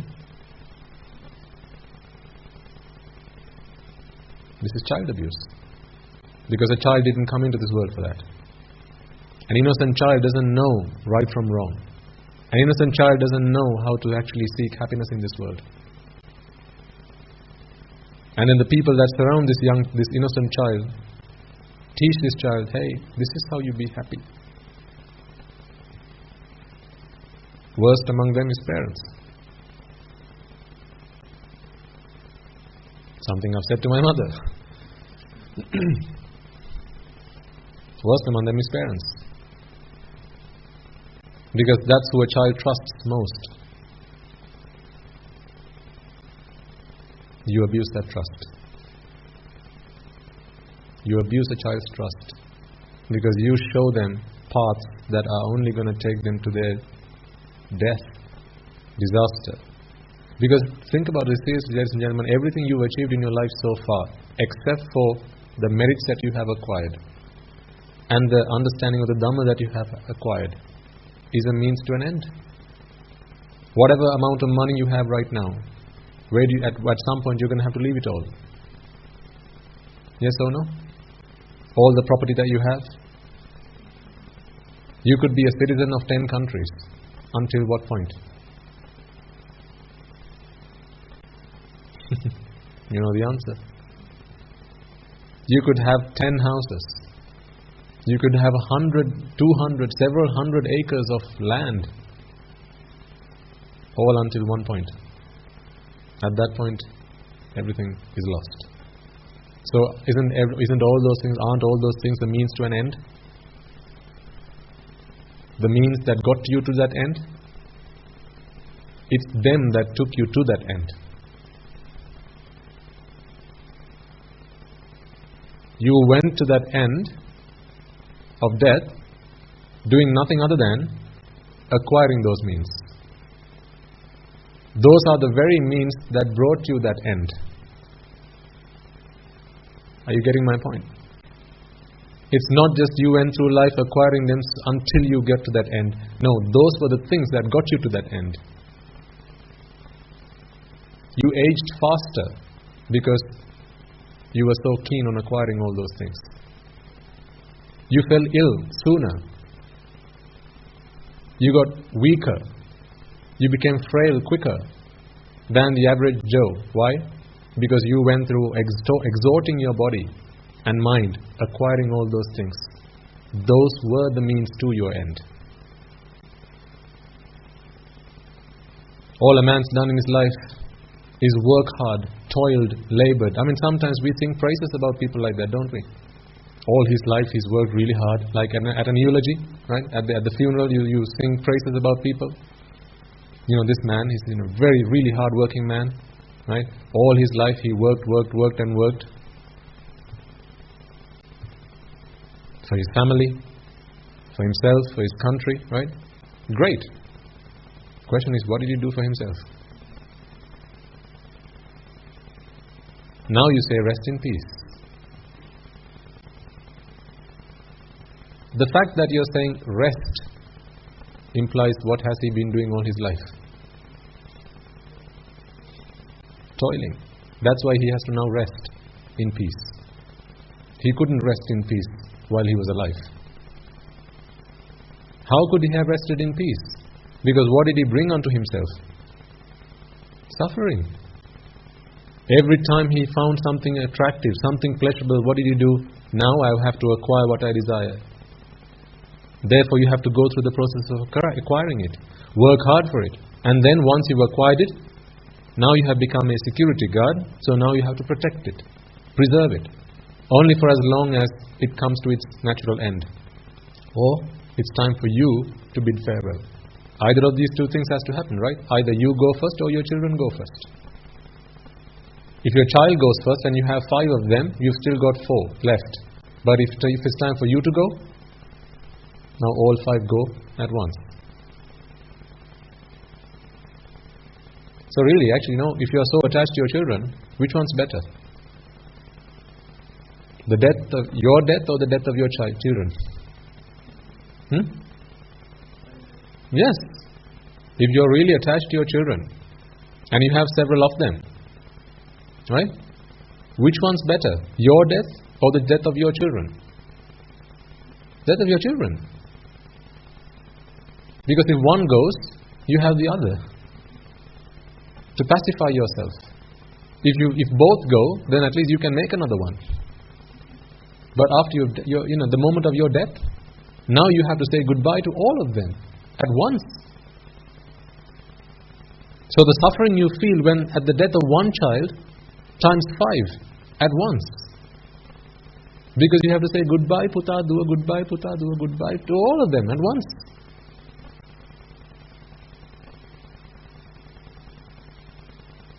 So if you're really attached to your children, then please hope that your child dies before you. Otherwise you're going to go insane. You're going to lose your mind. But you won't have a mind to lose. You're dead. So this is the human factory. This is the human factory that we've all been going through. This process that has been pre-engineered, pre-designed. The rules of the game were set right from the beginning. We didn't know any better. So we came and started playing. Some of us, halfway through this game, realized this game is rigged. It's not one you're ever going to win. I need to get the hell out of here. Others don't even have the insight to think about that. Others simply go through the process, just waiting for the inevitable death, that death warrant, because that was issued right when you entered this game. You didn't get a get out of jail free card, you got a death warrant the moment you started playing that game.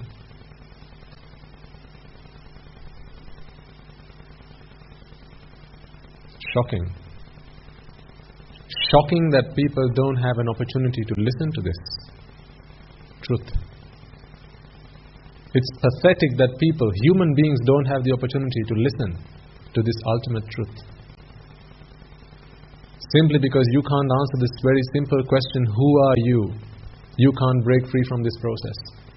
That young child, what a pity. Gladly her mother was able to bring her here. I think they came from very far away. Several hours on a bus. Had left early in the morning. Somehow she had managed to pluck the courage up to bring the child to us and talk to her. She was crying all the way through as I was talking to her. Not once did she stop crying until I had said what I wanted to say. She was crying because she was releasing all that tension that had built inside of her. As I was explaining to her, Dua, the reason you came into this world is not to sit a blooming A-level exam. Just this one small piece to get you to happiness. But that is not happiness. Don't make that the goal of your life. I want you all to understand this. Ease off on your children. That's not to say, let them do what the hell they like. You're responsible adults, your parents. Show them the right path and encourage them to walk that path, like Guru Hamdro does to us, like Budu Hamdro did for us. Just because I'm a monk, just because I'm at the monastery doesn't mean I'm going to get to where I want to be. I need instruction, I need guidance, I need constant encouragement. So do the same for your children. Show them the right path because they don't know any better. Because if you don't instruct them, they're going to get instruction from someone other than you. That's the danger. And that someone other than you will not care two hoots about what happens to them. Will not care. Not a tuppence. Not a tuppence worth. What happens to them. All they'll be interested in is self-worth. Is what can they get out of your child. Because ultimately, they, just as much as your child, is in despair, is desolate, has no idea about what's going on around them. All they know is the world is pleasurable and your child is just part of that world. So the world is pleasurable and therefore your child is what? Come on, say it. Child is? Does it hurt you to say the word?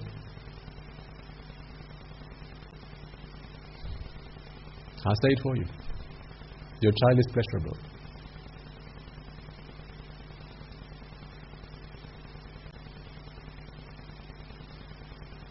Your child is pleasurable. How does that make you feel? There are people out there to whom your child is pleasurable. The signs, the sights, the sounds, the smells, the tastes and the touch that comes from your child is pleasurable. For as long as that is what their belief is, where do they draw the line? For as long as they are willing to go to any extent to achieve that pleasure, where are they willing to draw the line? And if no one's watching, then why bother drawing a line? If no one's watching, for someone who doesn't even believe in karma vipaka, why bother drawing a line? There's no such thing as deeds and results. So why bother drawing a line? All I need to worry about is my pleasure. And hey, I've just found something that is pleasurable. And that's your child.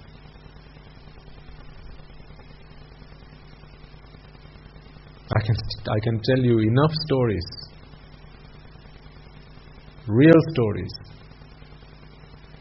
of things that happen to children because parents were not careful enough. And that's not to say always watch where your child is going. I don't need to tell you that. You'll know that yourself. I don't need to tell you, be careful about who your child associates, what friends they have, check them, check their phones. I don't need to tell you that. You know that already. What I do need to tell you though is, give your child the gift of Dhamma. Because if all you're interested in is teaching your child science and technology, physics, chemistry and biology, sociology, economics and robotics, then beware.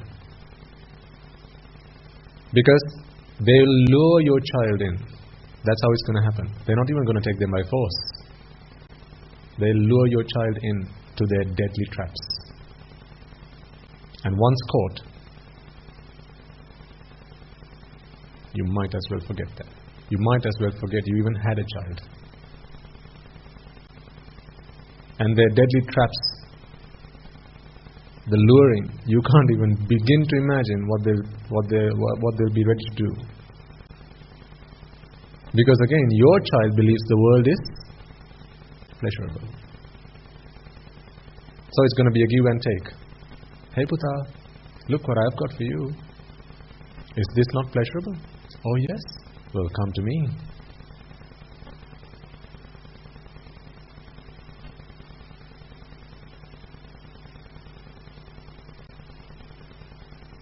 You really must understand the danger that's looming, ladies and gentlemen. And you know as adults, the world that you used to live in as youngsters is not the world it is today. Do you not know that? You know that better than I do. I've only been around for 30 years. There are some of you who've been around for much longer than I have. My 30 years of experience tells me that this world is going down the drain. I didn't say cesspit for no reason.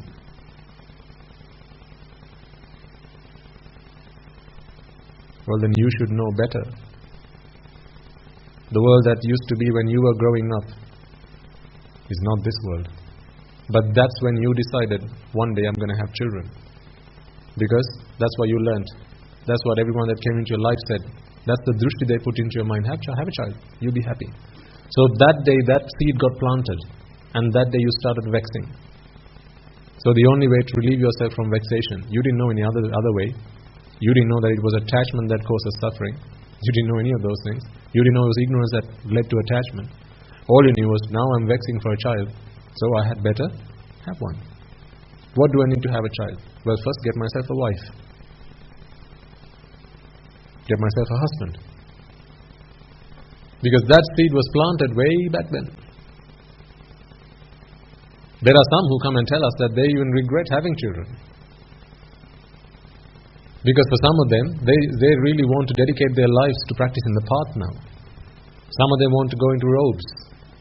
But they can't because of duties and responsibilities that they have. But putting that aside, now they realize that this world that they brought their children into,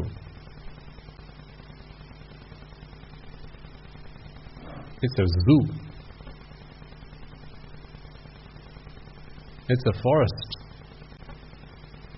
with tigers and bears and dangerous animals just waiting to ensnare their children. But now you can't reverse, you can't retrace your steps, and it's again no return, no refund. So the only way you can address this problem is to give them the gift of Dhamma. Because if you can give them the gift of Dhamma, then your child will begin to understand that, hey, I've been thinking that this world is pleasurable, but really no, there is no pleasure out there. In other words, teach your children who they are. Teach your children the answer to who am I? Who are you? Make sure that they can answer that question. At 40 years of age, you still don't have the answer to that question. Don't leave that same plight to your children. At the age of 7, they must be able to answer that question. Parents, challenge to you. At the age of 7, your children must be able to answer the question of, who am I? They must be able to explain to you why is it when they hear a sound, they feel the need to turn their head and look at it. They must be able to explain to you why when a slice of chocolate cake is put in front of their noses, their mouth starts salivating. They must be able to explain. You can't just say that's just biology. Well, that's not going to save you from the consequences of biology. That's just the way the body works. That's just physiology. That's no excuse. Because as long as that happens to your child, now what does that other man have to do? Hey Puta, look what I've got for you. Isn't this yummy? Come here. Now they'll just walk right into that trap. Because they haven't realized why they find this world pleasurable. You are no different. I'm talking about children, yes, but you are no different. For as long as you don't understand why you find this world pleasurable, for as long as you don't realize how it's relief from vexation that brings you pleasure, and that pleasure is not something to be found in the outside world. Vexation is the result of attachment. Attachment is the result of ignorance. Ignorance of what? Ignorance of what?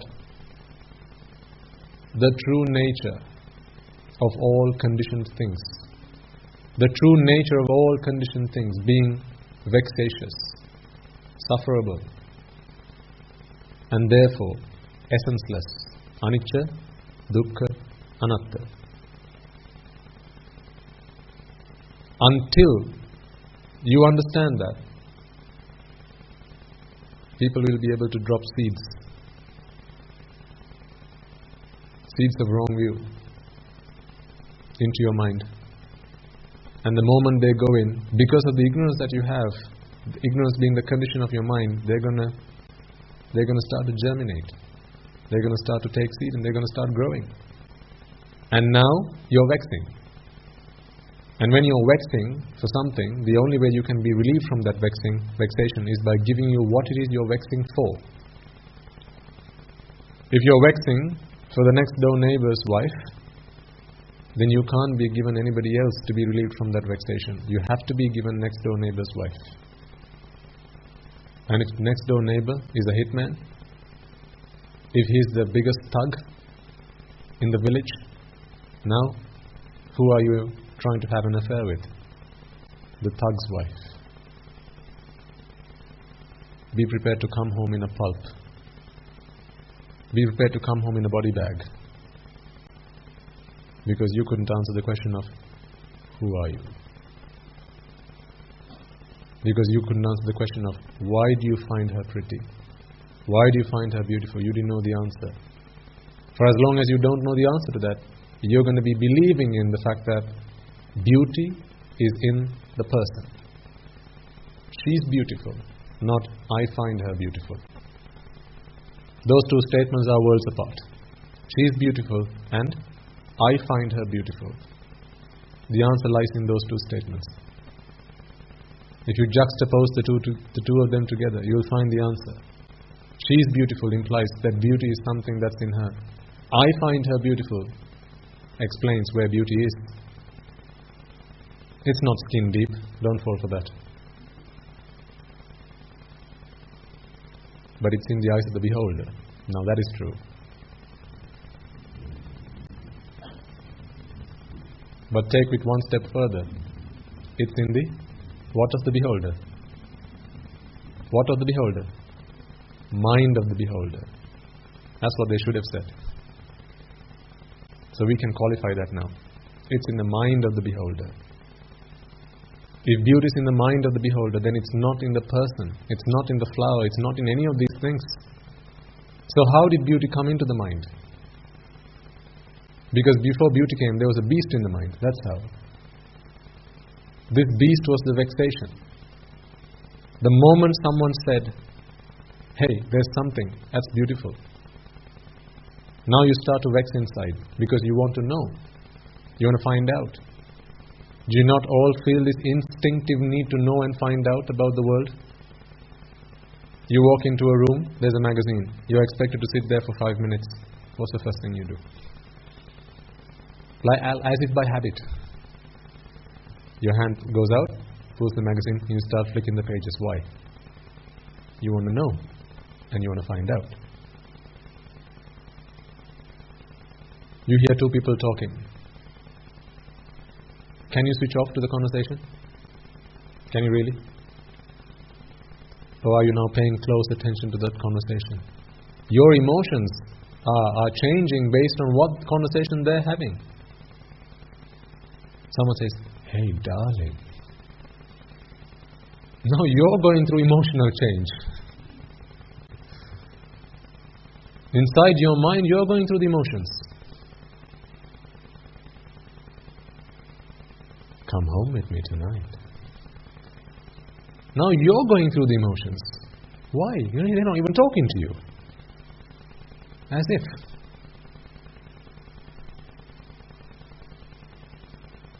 Oh, I hate you.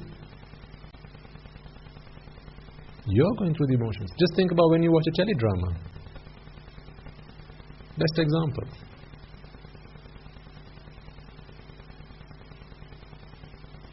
Complemented with the music that goes with the theme. Can you ever enjoy watching a horror movie with the sound on mute?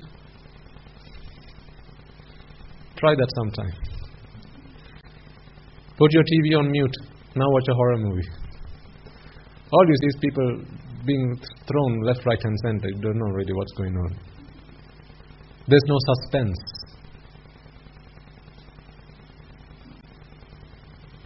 How do you enjoy a horror movie? Because if you find pleasure, there's only one way of finding pleasure, right? Relief from vexation. So how does one enjoy a horror movie? Yes. First there has to be suspense. The devil comes from around the corner, right? Looking for this single woman who's in this home. She's trying to lock herself in her bedroom, trying to keep herself safe. The cat's meowing on the background. She sees a black cat at her window. Even as I'm saying this, are you not feeling tensed up inside? And then I say, wake up, it was only a dream.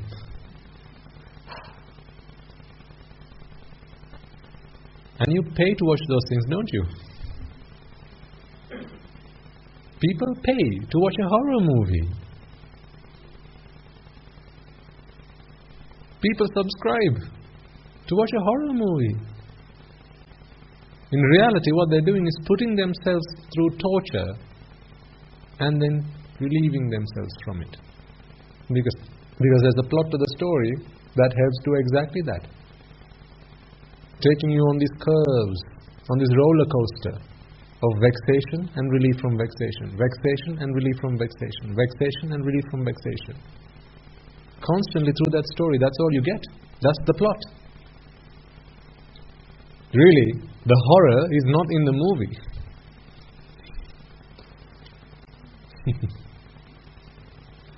The horror is really going on in your mind.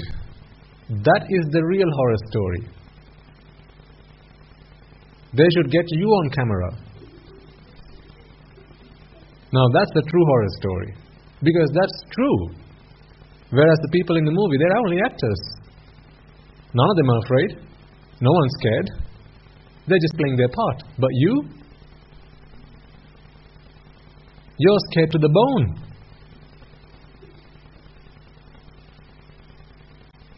So that's where the real horror movie is going on. Because over there's no vexation, relief from vexation, vexation, relief from vexation. None of that is going on there.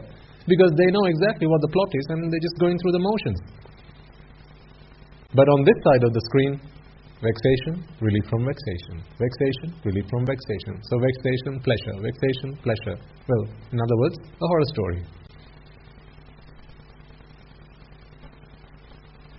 When you pay to put yourself through it. You pay to go through that experience. Maybe not you. People do. Wow. You know, in a world where people pay to watch a horror movie, I think that girl was not in such a bad place. That girl who came and she was crying about her A-levels, at least she was crying about something real. Whereas people who sit in front of a television screen, watching a horror movie, they're just putting themselves through that torture with nothing to gain. What a pity. What a pity. What a waste of human life. Is this what you came out of the hells for? To go through even more pain? Perhaps it was better there. So I say, it probably was better being a Gandhabba. The things that you do unto yourself, having now been born a human. Perhaps it was better there.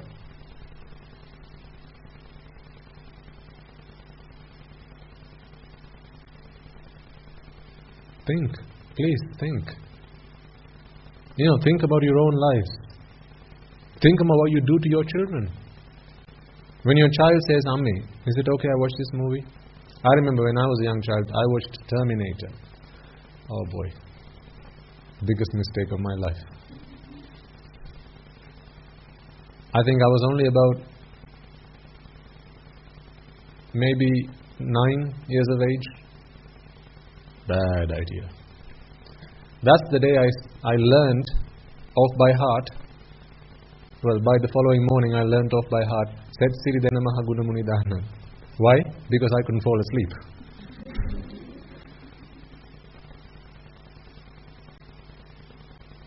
I couldn't fall asleep after having watched that movie. Because to me that was horror.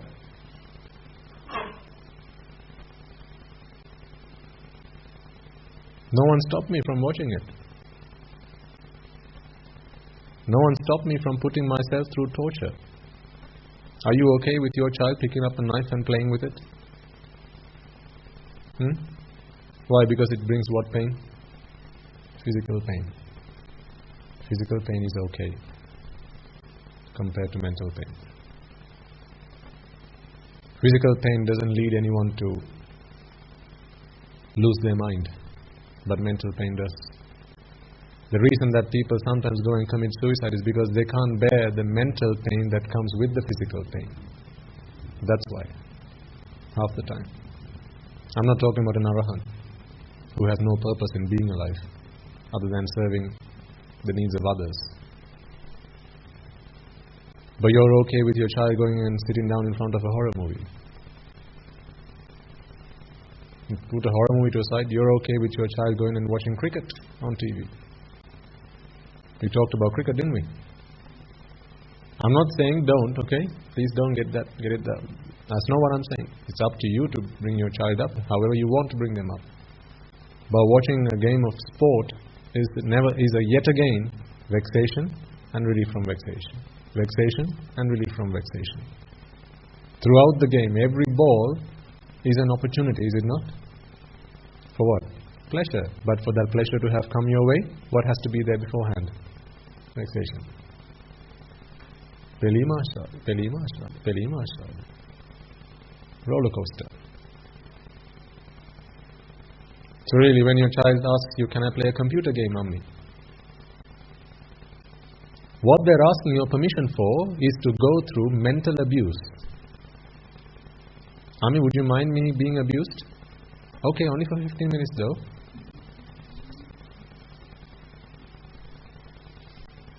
Okay, Puta, be abused, but only for 15 minutes. After that, you have to go and do your homework.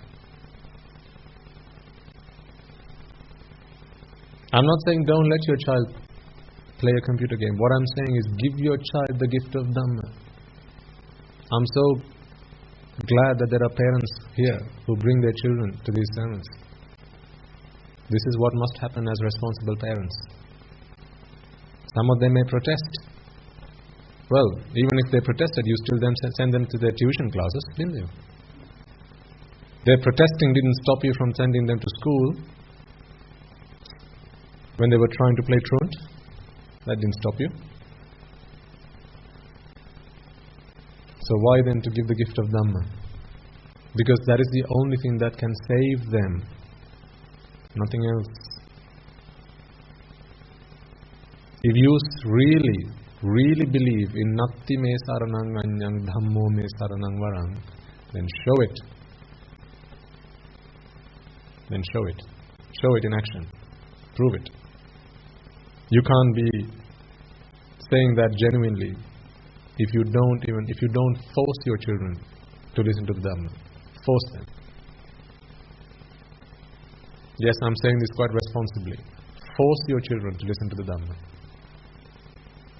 They will be grateful to you later in their lives. Don't settle for excuses. And when I say force your children, what I'm also saying is force yourself. Don't give excuses. Because excuses aren't going to save you. Only give excuses which you can also give at the moment of death. If you can give an excuse then please feel free to give excuses. Because at the point of death, you're only going to be asked 3 questions. How much raga, desire, do you have left? How much dvesha, aversion, do you have left? How much moha, how much delusion do you have left? These are the only 3 questions that you get asked. Regardless of what your answer is to this question, there is not another box in which you can write extenuating circumstances. It's not there. It's simply not there. You can't explain yourself as to why you don't have an answer that you can satisfy the examiner with. It's just not there. You just can't write anything there. There are only 3 boxes. How much raga, how much dvesha, how much moha. Based on that, your next stop is determined. You get given the ticket, the bus stops, and you have to get off there. That might be a human world. Are you having a good time in the human world? All having a good time? If so, come back. But remember, you're going to come back again into a world which is going to be worse than the world you're leaving. Just as much as you brought your children into a world which was worse than the one you were in, remember that you're going to come back into this world as a human into a world much worse than the one that you were a child in. Or it might be a trip to the Deva worlds. Oh, that's alright then, isn't it? Might be a stop in the Brahma worlds. That's alright, isn't it? Not if you understand who you are. If you understand who you are, and if your pursuits of those worlds are for the purpose of pleasure, and if you understand that pleasure is nothing other than relief from vexation,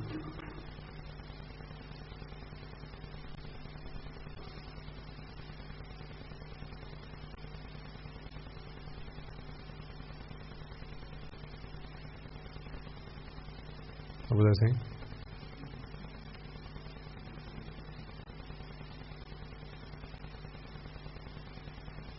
I've lost my train of thought now.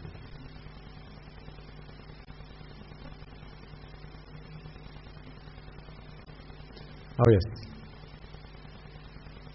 So when the bus stops, you have to get off. You can't ask for an extra stop. I'll pay you later, can you give me an extra ride? No, this is all you've got. You get what you pay for. So get off now. But if you understand that pleasure is nothing other than relief from vexation, then whether you're in the human worlds, the Deva worlds or Brahma worlds, you might call it the Sugati, you might call it the blissful world. Yes, it's conducive to somebody who wants to attain Nibbana, but other than that, I don't consider this a blissful plane. I don't consider the Deva worlds or the Brahma worlds to be blissful planes unless you're there for the purpose of attaining Nibbana. Because no matter where you go, you're going to carry your mind with you. This is the mind that arises and passes away. A mind that arises and passes away can only experience the world the moment it has arisen. At the moment it has passed away, it's like the world's gone blank. Everything that you love has just disappeared out of your life. Imagine that, you wake up one morning, your house is empty. There's not a soul in the house. Your husband is gone, your children have gone, no one's there. You're just on the floor, the bed's gone as well. No cupboards, nothing. The kitchen's empty. You walk outside into your garden. There's no one there. All your beautiful flowers, they're all gone. There's no grass, just barren land. You try next door neighbor, knock on the door, nobody's answering. You open the door, nothing. You watch a TV series called The Last Man on Earth? That was the last TV series I watched before I ordained. Last Man on Earth. It's quite interesting. This man who wakes up one morning only to discover that he's the last man alive. There's nobody else in this world. But now I can relate that to the Dhamma. Because when your mind passes away, you are the last man on earth. Because there's nobody else around you. Why? Why so? Because the mind can only know about somebody else at the moment that the mind has arisen. This is the mind arising, passing away, arising, passing away, arising and passing away. It's only at the moment the mind has arisen, where it's receiving Rupa, Vedana, Sanya, Sankara, Vijnana, that it knows that there is somebody else around us. Because ultimately, sight, sound, smell, taste, touch, this is all we can ever get from anything, right? Another person, your husband, your wife, to you, what are they? To your mind, what are they? Rupa, Vedana, Sanya, Sankara, Vijnana. And the only way they can come into your mind is through your eyes, ears, nose, tongue and touch, right? Eyes can't take wife, eyes can only take sight. Your ears can't take wife, your ears can only take sound. Your nose can't take wife, your nose can only take smell. And likewise for the rest of the organs as well. So if you're experiencing a world with eyes, ears, nose, tongue and touch, then the only things you can really take into your world are sight, sound, smells, taste and touch. You can't take wife, you can't take house, you can't take child, you can't take car, you can't take anything else. This is all that's coming into your world. Sight, sound, smells, taste and touch. And sight, sound, smells, taste and touch, your mind perceives as Rupa, Vedana, Sanya, Sankara, Vijnana. Rupa being the form, either Rupa Rupa, Shabda Rupa, Gandha Rupa, Rasa Rupa, Pottabha Rupa. Vedana being the knowing that something's going on. It's the triggering, alert. Just received a sight, just received a sound, I've just received a smell and so on. Sanya is the label you give it. That's my wife, that's my car, that's my house, that's the label. But remember, it's not the wife that's come in. You've just given it that label. How do you misidentify someone? How can that even be possible if you are identifying the person out there? You are identifying them based on your sanya, your label that you give. That's how you misidentify someone. Yes? Sankara, all the verbs that you associate with the objects that you perceive. The verbs, the doing things that you associate. So wife, what? Cook. That's not nice, is it? Companionship, that's better.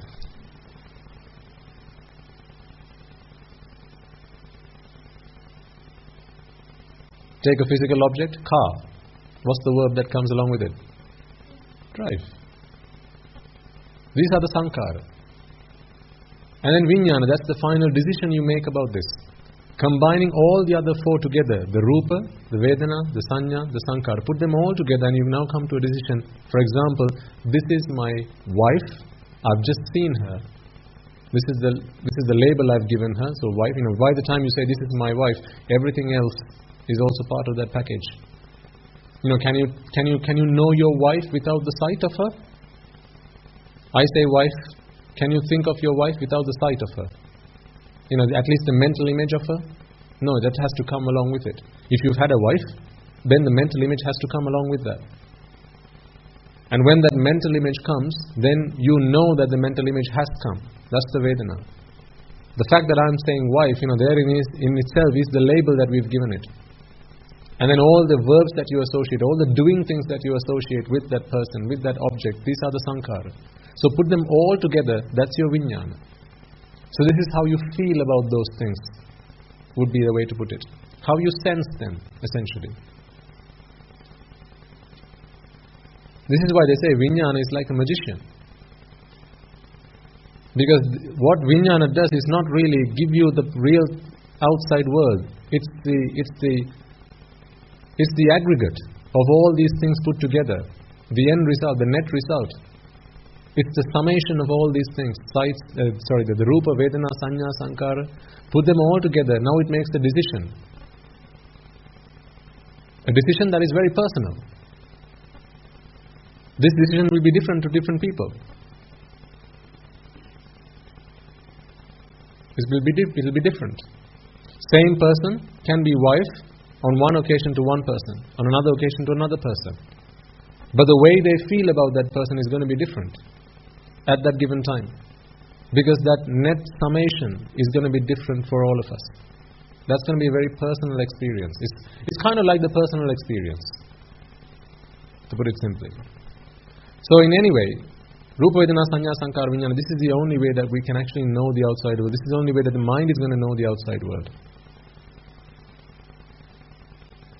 But ultimately they all arise and pass away. Arise and pass away. Arise and pass away. At many billions of times a second. When it has arisen, now it's there. As in, you can see the world, you can hear, you can smell, you can taste, you can touch. But when it has passed away, you're the last man on earth. You're the last thing on earth.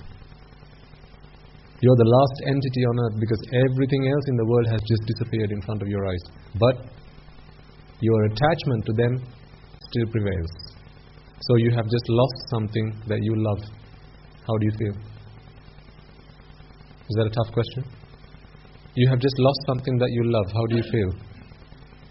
So if that happens at a billion times a second, with every chitta that passes away, you're going through pleasure and vexation at a billion times a second, because you're going through this almost death-like experience. Imagine that. You wake up, no one's there. How are you going to feel at that time? You're going through that experience. Or you wake up and you're blind. You wake up and you're deaf. You wake up, you can't smell anything. You wake up, you're in a coma. But you know you're in a coma and you can't sense the world. How might you feel? You may not have this experience, but you can imagine how might you feel. All your sense organs have stopped functioning. Only your mind is functioning. How might you feel at that point in time? It's like your world's gone blank. Your world has just been switched off. The entire world has been switched off. This is the experience where you go through a billion of a second, billion times a second. So this is something that we have to see through wisdom. Because you and I, we can't experience individual thoughts arising and pass away. That we can't experience. But we know that thoughts arise and pass away. Otherwise you can't hear me finish a sentence. You wouldn't be able to hear me do that. Otherwise I say the first syllable and that's all you're ever going to hear. You won't hear the next syllable. Because it's arising and passing away, you can sense me actually give a speech or talk, or you can hear anything really, or see for that matter. So, it's through this process that we experience pleasure in this world. So pleasure is a very internal thing. It's not something that exists in the outside world. And when you understand that, you will no longer keep hunting for pleasure in the outside world. And when you're not hunting for pleasure in the outside world, there's no one that can lure you with the promise of pleasure. The reason that people can put you in the lurch,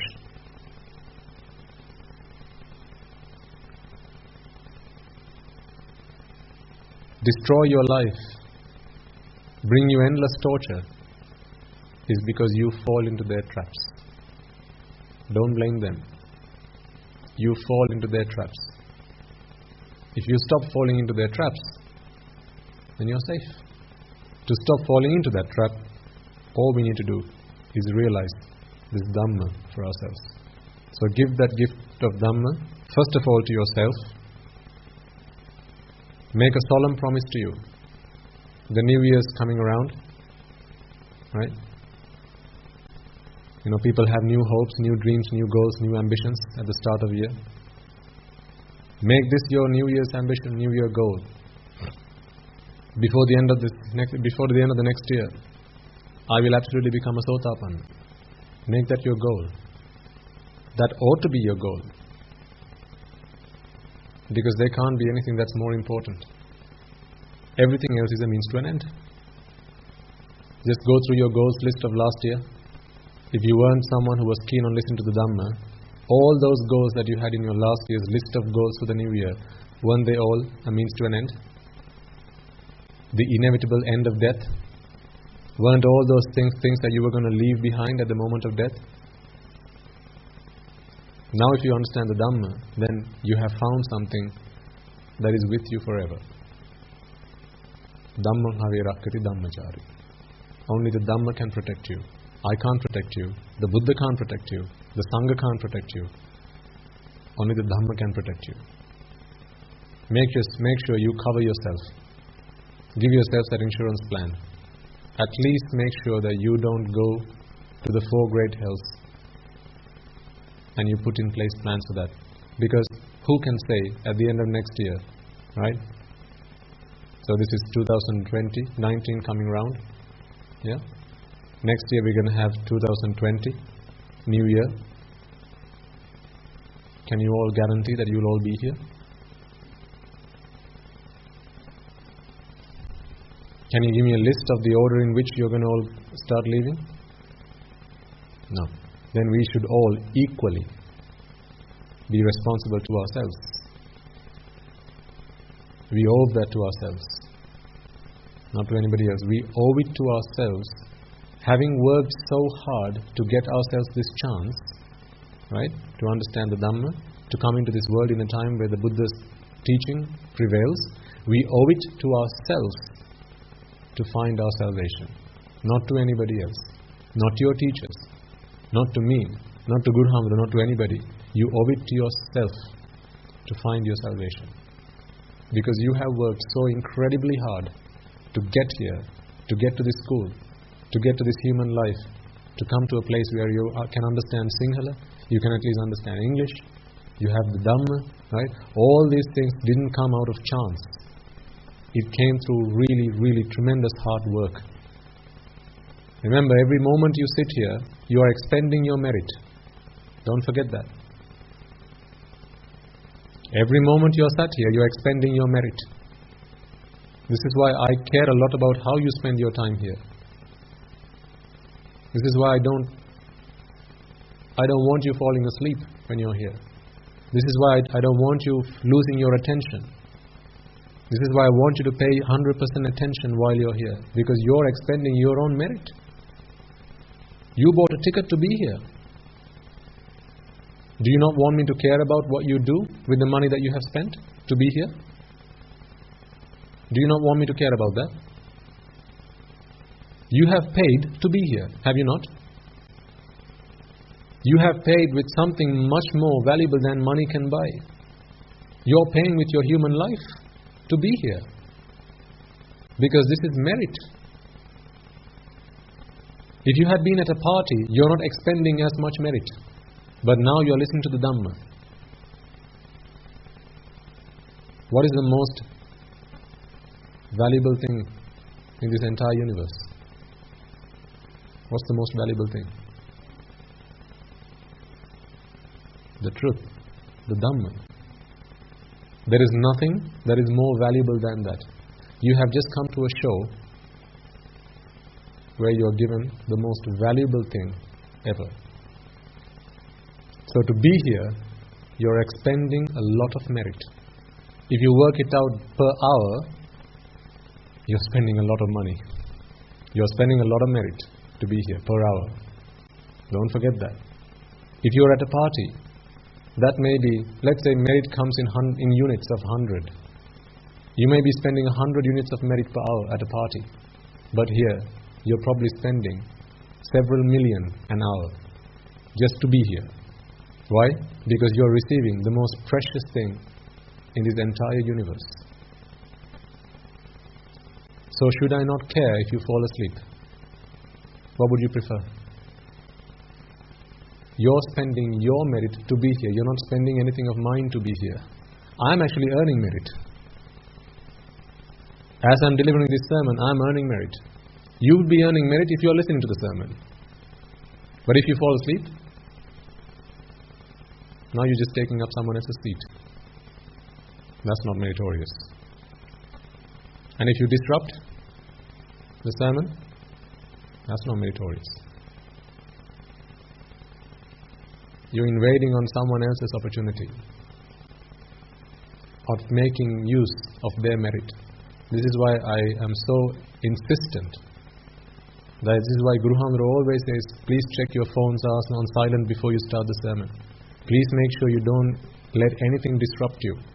Please make sure you don't disrupt anybody else, because when people are here, they're spending several millions of merit every hour, every minute you're sat on that seat. That's a huge expense. Spend it wisely. This is why I care, and if it's wrong for me to care, then tell me so. I'll stop caring. But I don't think it's right to stop caring, because the Buddha never stopped caring. My Guru Hamdru never stops caring. So I don't think I should. But if that's intruding on your independence, then tell me so. Okay, I think we had ought to call it a day. Are there those among you who are looking forward to join the meditation program starting off this week? No? Okay. No, I only ask because otherwise I'm keeping you up. So there's a meditation program, for those of you who know, that runs weekly from Sunday evening. So it will start at about 8 o'clock Sunday evening to the following Friday. I think there are those among you who have already come along and taken part. But please only come once you have listened to the Dhamma. At least I'd say the last 6 months worth of. Otherwise it's going to be a little difficult. Because his Dhamma is not difficult, but it takes time to understand.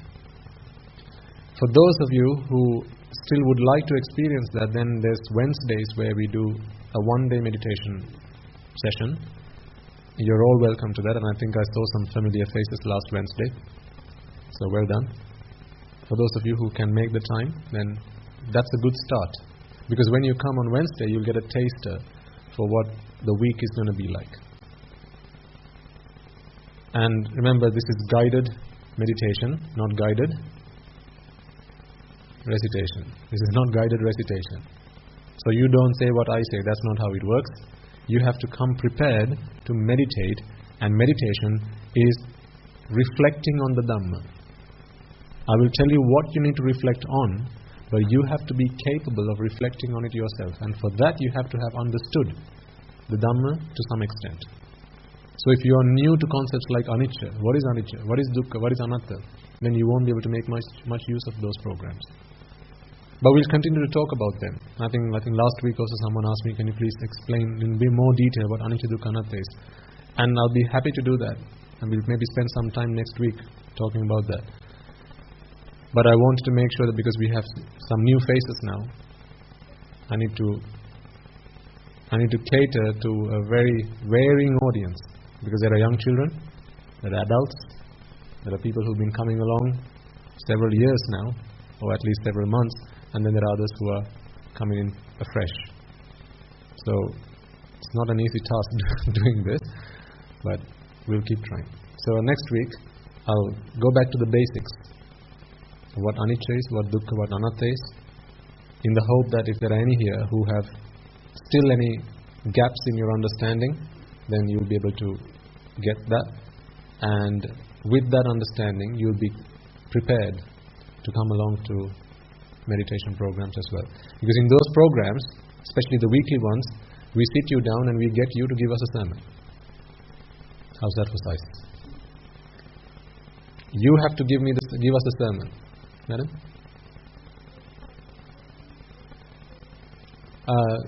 Sorry, not next week. Do we not? Oh, we don't have the program, right? What did he say? That we have it. So that's the Wednesday. So I think I was mistaken in that we don't have the weekly program this week. That's right. Yeah, we don't have the weekly program this week. So he said he was going to do an extra program. I think the following week. The following week. Not this week, as in not the week that starts coming Monday, but the following week I think there'll be a program, but we'll give more information about that later on. But in any case, you have to come prepared for it. You have to come to reflect the Dhamma, because a lot of the time we'll be silent. You will be reflecting on the Dhamma. I won't be saying much. So it's not guided recitation, it's guided meditation. That's what I meant by that.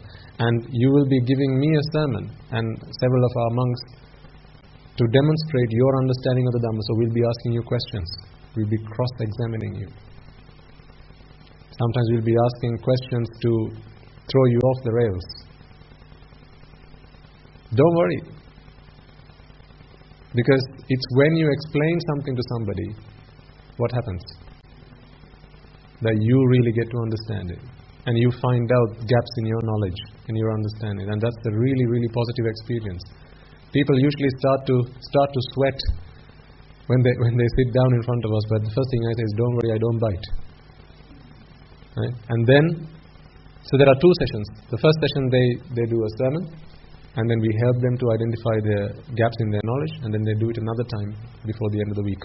So that's a really, really good experience for you to give a sermon to a Swami Mahanse. And that's meritorious. See? Okay. So try and make use of those opportunities.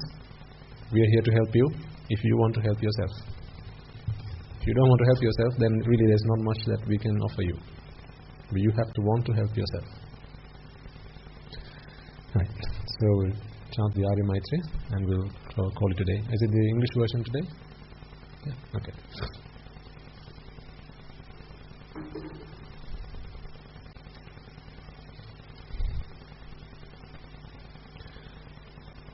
Reflect on these phrases, on the meaning behind these phrases, and try and relate to your life experiences on how this is true to you. May I and all beings in all worlds be freed from the fire of birth, freed from the fire of decay, freed from the fire of illness, freed from the fire of death, freed from the fire of sorrow, freed from the fire of lamentation, healed with the ultimate bliss of Nibbana, healed with the ultimate bliss of Nibbana, healed with the ultimate bliss of Nibbana. May I and all beings in all worlds be freed from the fire of suffering, freed from the fire of discontentment, freed from the fire of exhaustion, freed from the fire of disappointment, freed from the fire of clinging on to the five aggregates, healed with the ultimate bliss of Nibbana, healed with the ultimate bliss of Nibbana, healed with the ultimate bliss of Nibbana.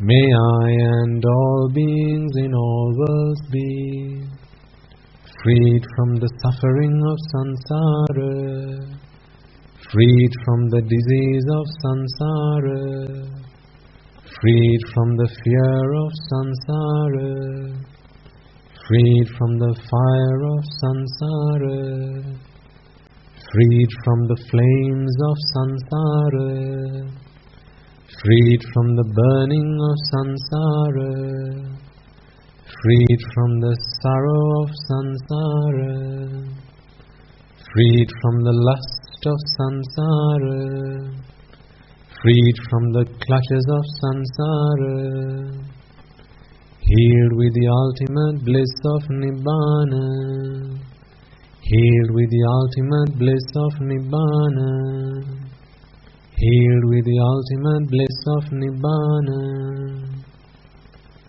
The karma worlds are in despair.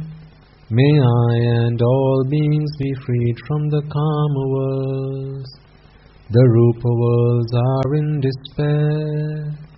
May I and all beings be freed from the rupa worlds. The arupa worlds are in despair. May I and all beings be freed from the arupa worlds. All worlds are in despair. May I and all beings be freed from all the worlds. Nibbana is the only salvation. May I and all beings attain Nibbana. Nibbana is the only salvation. May I and all beings attain Nibbana. Nibbana is the only salvation. May I and all beings attain Nibbana. Letting go is the only salvation. May I and all beings let go. Detachment is the only salvation. May I and all beings be detached. Being freed is the only salvation. May I and all beings be freed. Nibbana is the only salvation. May I and all beings attain Nibbana. Nibbana is the only salvation. May I and all beings attain Nibbana. Nibbana is the only salvation. May I and all beings attain Nibbana. May I and all beings in all worlds be freed from the bondage of lust, freed from the bondage of aversion, freed from the bondage of delusion, freed from the bondage of Mara, healed with the eternal bliss of Nibbana, healed with the eternal bliss of Nibbana, healed with the eternal bliss of Nibbana, healed with the eternal bliss of Nibbana, healed with the eternal bliss of Nibbana, healed with the eternal bliss of Nibbana, healed with the eternal bliss of Nibbana.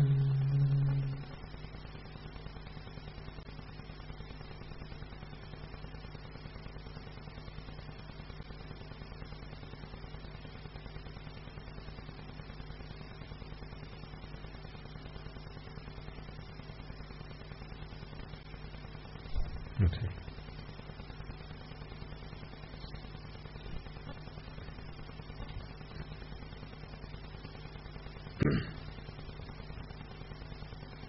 Just as a reminder, if there are any among you who are interested in transcribing these sermons, I think there's a need for that.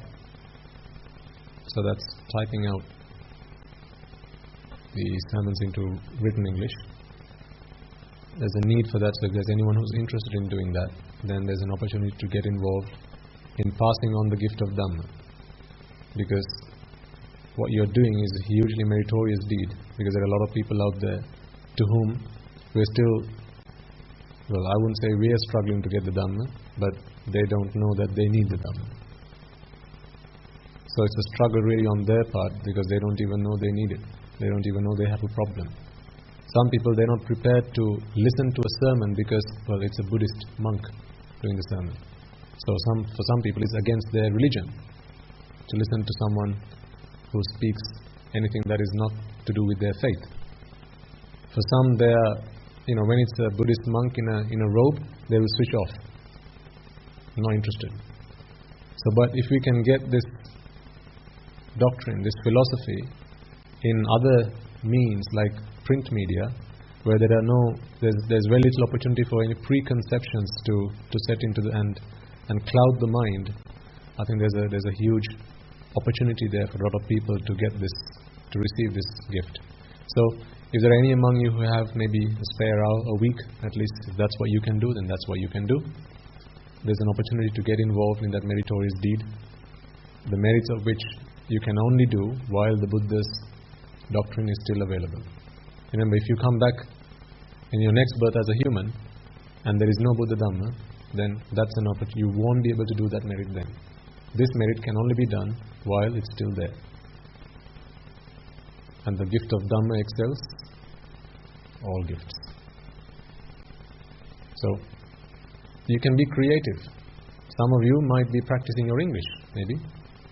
So this can be a good opportunity for that.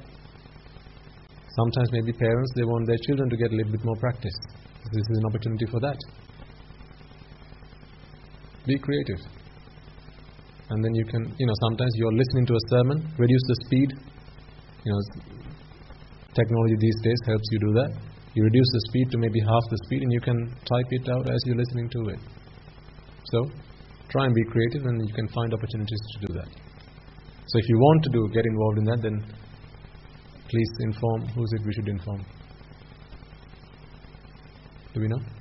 Okay. Sorry, your name, madam? Okay.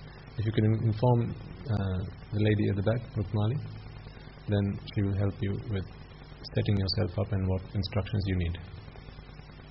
Right. So we'll transfer the merits that we have all acquired today and we will conclude the sermon. First and foremost, let us once again take a moment to reflect on the fact that it is because of the Supremely Enlightened One, the Buddha, that we have the gift of Dhamma today. It is because of His infinite compassion for the liberation, salvation of all sentient beings universally that we have the gift of Dhamma today. He sacrificed Himself over many eons, many births, to help us all redeem ourselves from the shackles of samsara. The bhikkhus and bhikkhunis, upasakas and upasikas since then, who practiced this Dhamma, who protected and preserved this Dhamma in the form of the Tripitaka and passed it down to us through our ancestors all the way, down to us so that today we have these books, the Tripitaka, to study, to analyze, to comprehend, as well as passing down the gift of Dhamma through the medium of sermons. Let us take a moment to remind ourselves of the contribution that they have all made to our liberation and our salvation. May they all be able to rejoice in the merits that we have all acquired today. May, if any of them have today been born in the woeful planes, may through the power of these merits they be able to redeem themselves from those woeful planes and be born in the blissful planes. And may through the power of these merits they be able to abstain from the meritorious deeds, fulfill the meritorious deeds, fulfill the noble eightfold path and attain the supreme bliss of Nibbana. Sadhu, sadhu, sadhu. Let us also take a moment to transfer merits to all members of the Mahasangha, including the Mahanayakas, the Anunayakas, who have dedicated their lives to protecting and preserving the Sambuddha Shasana. It is because of them that today you have monks and nuns in your local temples, in your local nunneries, who are giving you the gift of Dhamma.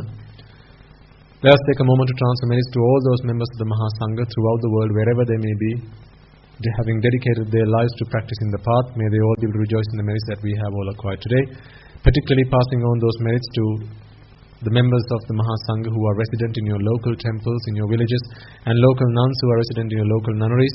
It is they who have always been by your side through thick and thin, come rain or shine, through your tough times in life, guiding you, giving you instruction to help make your children good citizens of tomorrow. It is they who have helped shape your lives in ways that you could never have imagined. So, may they all be able to rejoice in the merits that we have all acquired today. May through the power of these merits they abstain from the unmeritorious deeds, fulfill the meritorious deeds, fulfill the noble eightfold path, and attain the supreme bliss of Nibbana. Sadhu, sadhu, sadhu. Let us also take a moment to transfer merits to the Devas, Brahmas, spirits, demons, and the dead that we invited at the start of this sermon. In their 10,000 world systems, wherever they may be, if they have joined us to have witnessed this meritorious deed, may they be able to do so. And also our ancestors who have predeceased us, mothers, fathers, brothers, sisters, uncles, aunts, nephews, nieces, grandparents, and so on and so forth, husbands and wives, children, and so on and so forth, not just in this birth but also in our previous births, those who have been at our side, helping us, supporting us, assisting us in any way, shape or form that they might have been able to do so. May they all be able to rejoice in the merits that we have all acquired today. If any of them have been born in the woeful planes, may through the power of these merits they be able to redeem themselves from those woeful planes and be born in the blissful plane. May through the power of these merits they abstain from their meritorious deeds, fulfill the meritorious deeds, fulfill the noble eightfold path, and attain the supreme bliss of Nibbana. Sadhu, sadhu, sadhu. Let us also take a moment to transfer merits to all those men and women who would have made this sermon possible, made this event possible, either by inviting you to be here, or perhaps by offering you transport, or maybe by ushering you to a seat, or maybe by giving you a glass of water. Whatever shape or form someone might have helped you to come along to this sermon, to be here today, and to make your listening experience comfortable. Whatever contribution they might have made, may they all be able to rejoice in the merits that we have all acquired today. Also particularly transferring merits to all the members of the all the Swamin Wahanses who are resident at this monastery, including Guru Swamin Wahanse, and those Swamin Wahanses and the Anagarikas who have gone through great lengths to make your stay comfortable here by decorating this stage as an offering to the Dhamma, as well as arranging the chairs, making sure that you are able to be sat here comfortably without the heat and sun distracting your attention. May they all be able to rejoice in the merits that we have all acquired today. May through the power of these merits they abstain from the unmeritorious deeds, fulfill the meritorious deeds, fulfill the noble eightfold path, and attain the supreme bliss of Nibbana. Sadhu, sadhu, sadhu. Let's also take a moment to transfer merits to all those men and women who are in your lives alive, parents, your teachers, as well as your co-workers, those men and women who would have helped you to be here today. Some of them may be looking after your businesses, your enterprises, your ventures, relieving you of duties and responsibilities so that you can be here today, as well as members of your family who may be attending to your duties and responsibilities and have relieved you so that you are able to be here today. May they all rejoice in the merits that we have all acquired today. Let us be grateful for their patience with us. Let us be grateful that they have given us this opportunity to be here today. Had it not been for their graciousness, we would not have had this opportunity. So may they all rejoice in the merits that we have all acquired today. May through the power of these merits they abstain from the unmeritorious deeds, fulfill the meritorious deeds. Abstain from the unmeritorious deeds, fulfill the meritorious deeds, fulfill the noble eightfold path, and attain the supreme bliss of Nibbana. Sadhu, sadhu, sadhu. Let's also take a moment to transfer merits to the members of the armed forces as well as the police force who fought a 30-year-long bloody war in Sri Lanka. It is thanks to them that today we have a country in which we can live in peace and harmony despite our differences. It is thanks to them, it is thanks to their sacrifices that today we are able to practice the path without fear of bombs going off everywhere, without the fear of death looming around the corner. It is thanks to them that today we are able to practice the path in peace and harmony. May they all be able to rejoice in the merits that we have all acquired today, as well as those men and women who might have lost their lives in the war, either friend or foe. May they all be able to rejoice in these merits. Let us also take a moment to transfer merits to all those men and women who might have lost their lives in natural calamities such as the tsunamis, earthquakes, storms and so on and so forth, not just in Sri Lanka but also in other parts of the world. They might be friends and acquaintances, or they might have been people who have not been known to you, but nevertheless reminding ourselves that every man and woman, every creature that we have ever come across in samsara has one day been a mother to us, one day been a father to us. Let us transfer those merits to all of them equally. And may through the power of those merits, if any of them have been born in the woeful planes, may through the power of these merits they redeem themselves from those woeful planes and be born in the blissful planes. May through the power of these merits they abstain from the unmeritorious deeds, fulfill the meritorious deeds, fulfill the noble eightfold path, and attain the supreme bliss of Nibbana. Sadhu, sadhu, sadhu. And finally, may through the course of all the merits that we have all acquired today, in preaching this sermon, in listening to this sermon, in preparing yourself to come along to this sermon, as well as making offerings to the Buddha, the Dhamma and the Sangha, and any offerings you might have made to help someone's thirst, maybe to quench their hunger, quench their thirst, or maybe sate their hunger, whatever contribution you might have made in any way, shape or form, empower and energize all those men and women throughout the world just like yourselves who are aspiring to attain Nibbana, be able to do so, and may, by doing so, may we be able to witness the advent of many hundreds of thousands of Arhatun Wahanses on this blessed land in our very lives itself. Sadhu, sadhu, sadhu. And finally, may through the course of all these merits that we have all acquired today, you and I and all of us be able to become one of those Arhatun Wahanses, one of those Arhat Mehin Wahanses in this very human birth itself, in the era of the Gautama Supreme Buddha itself. Sadhu, sadhu, sadhu. The members of the Mahasangha will now transfer their blessings to you. Raga ginnen nidatva, dvesha ginnen nidatva, moha ginnen nidatva, Nibbana parana sukhayen, sukhita taravetva. Nibbana parana sukhayen, sukhita taravetva. Mamada siyalu loka, siyalu satvayo.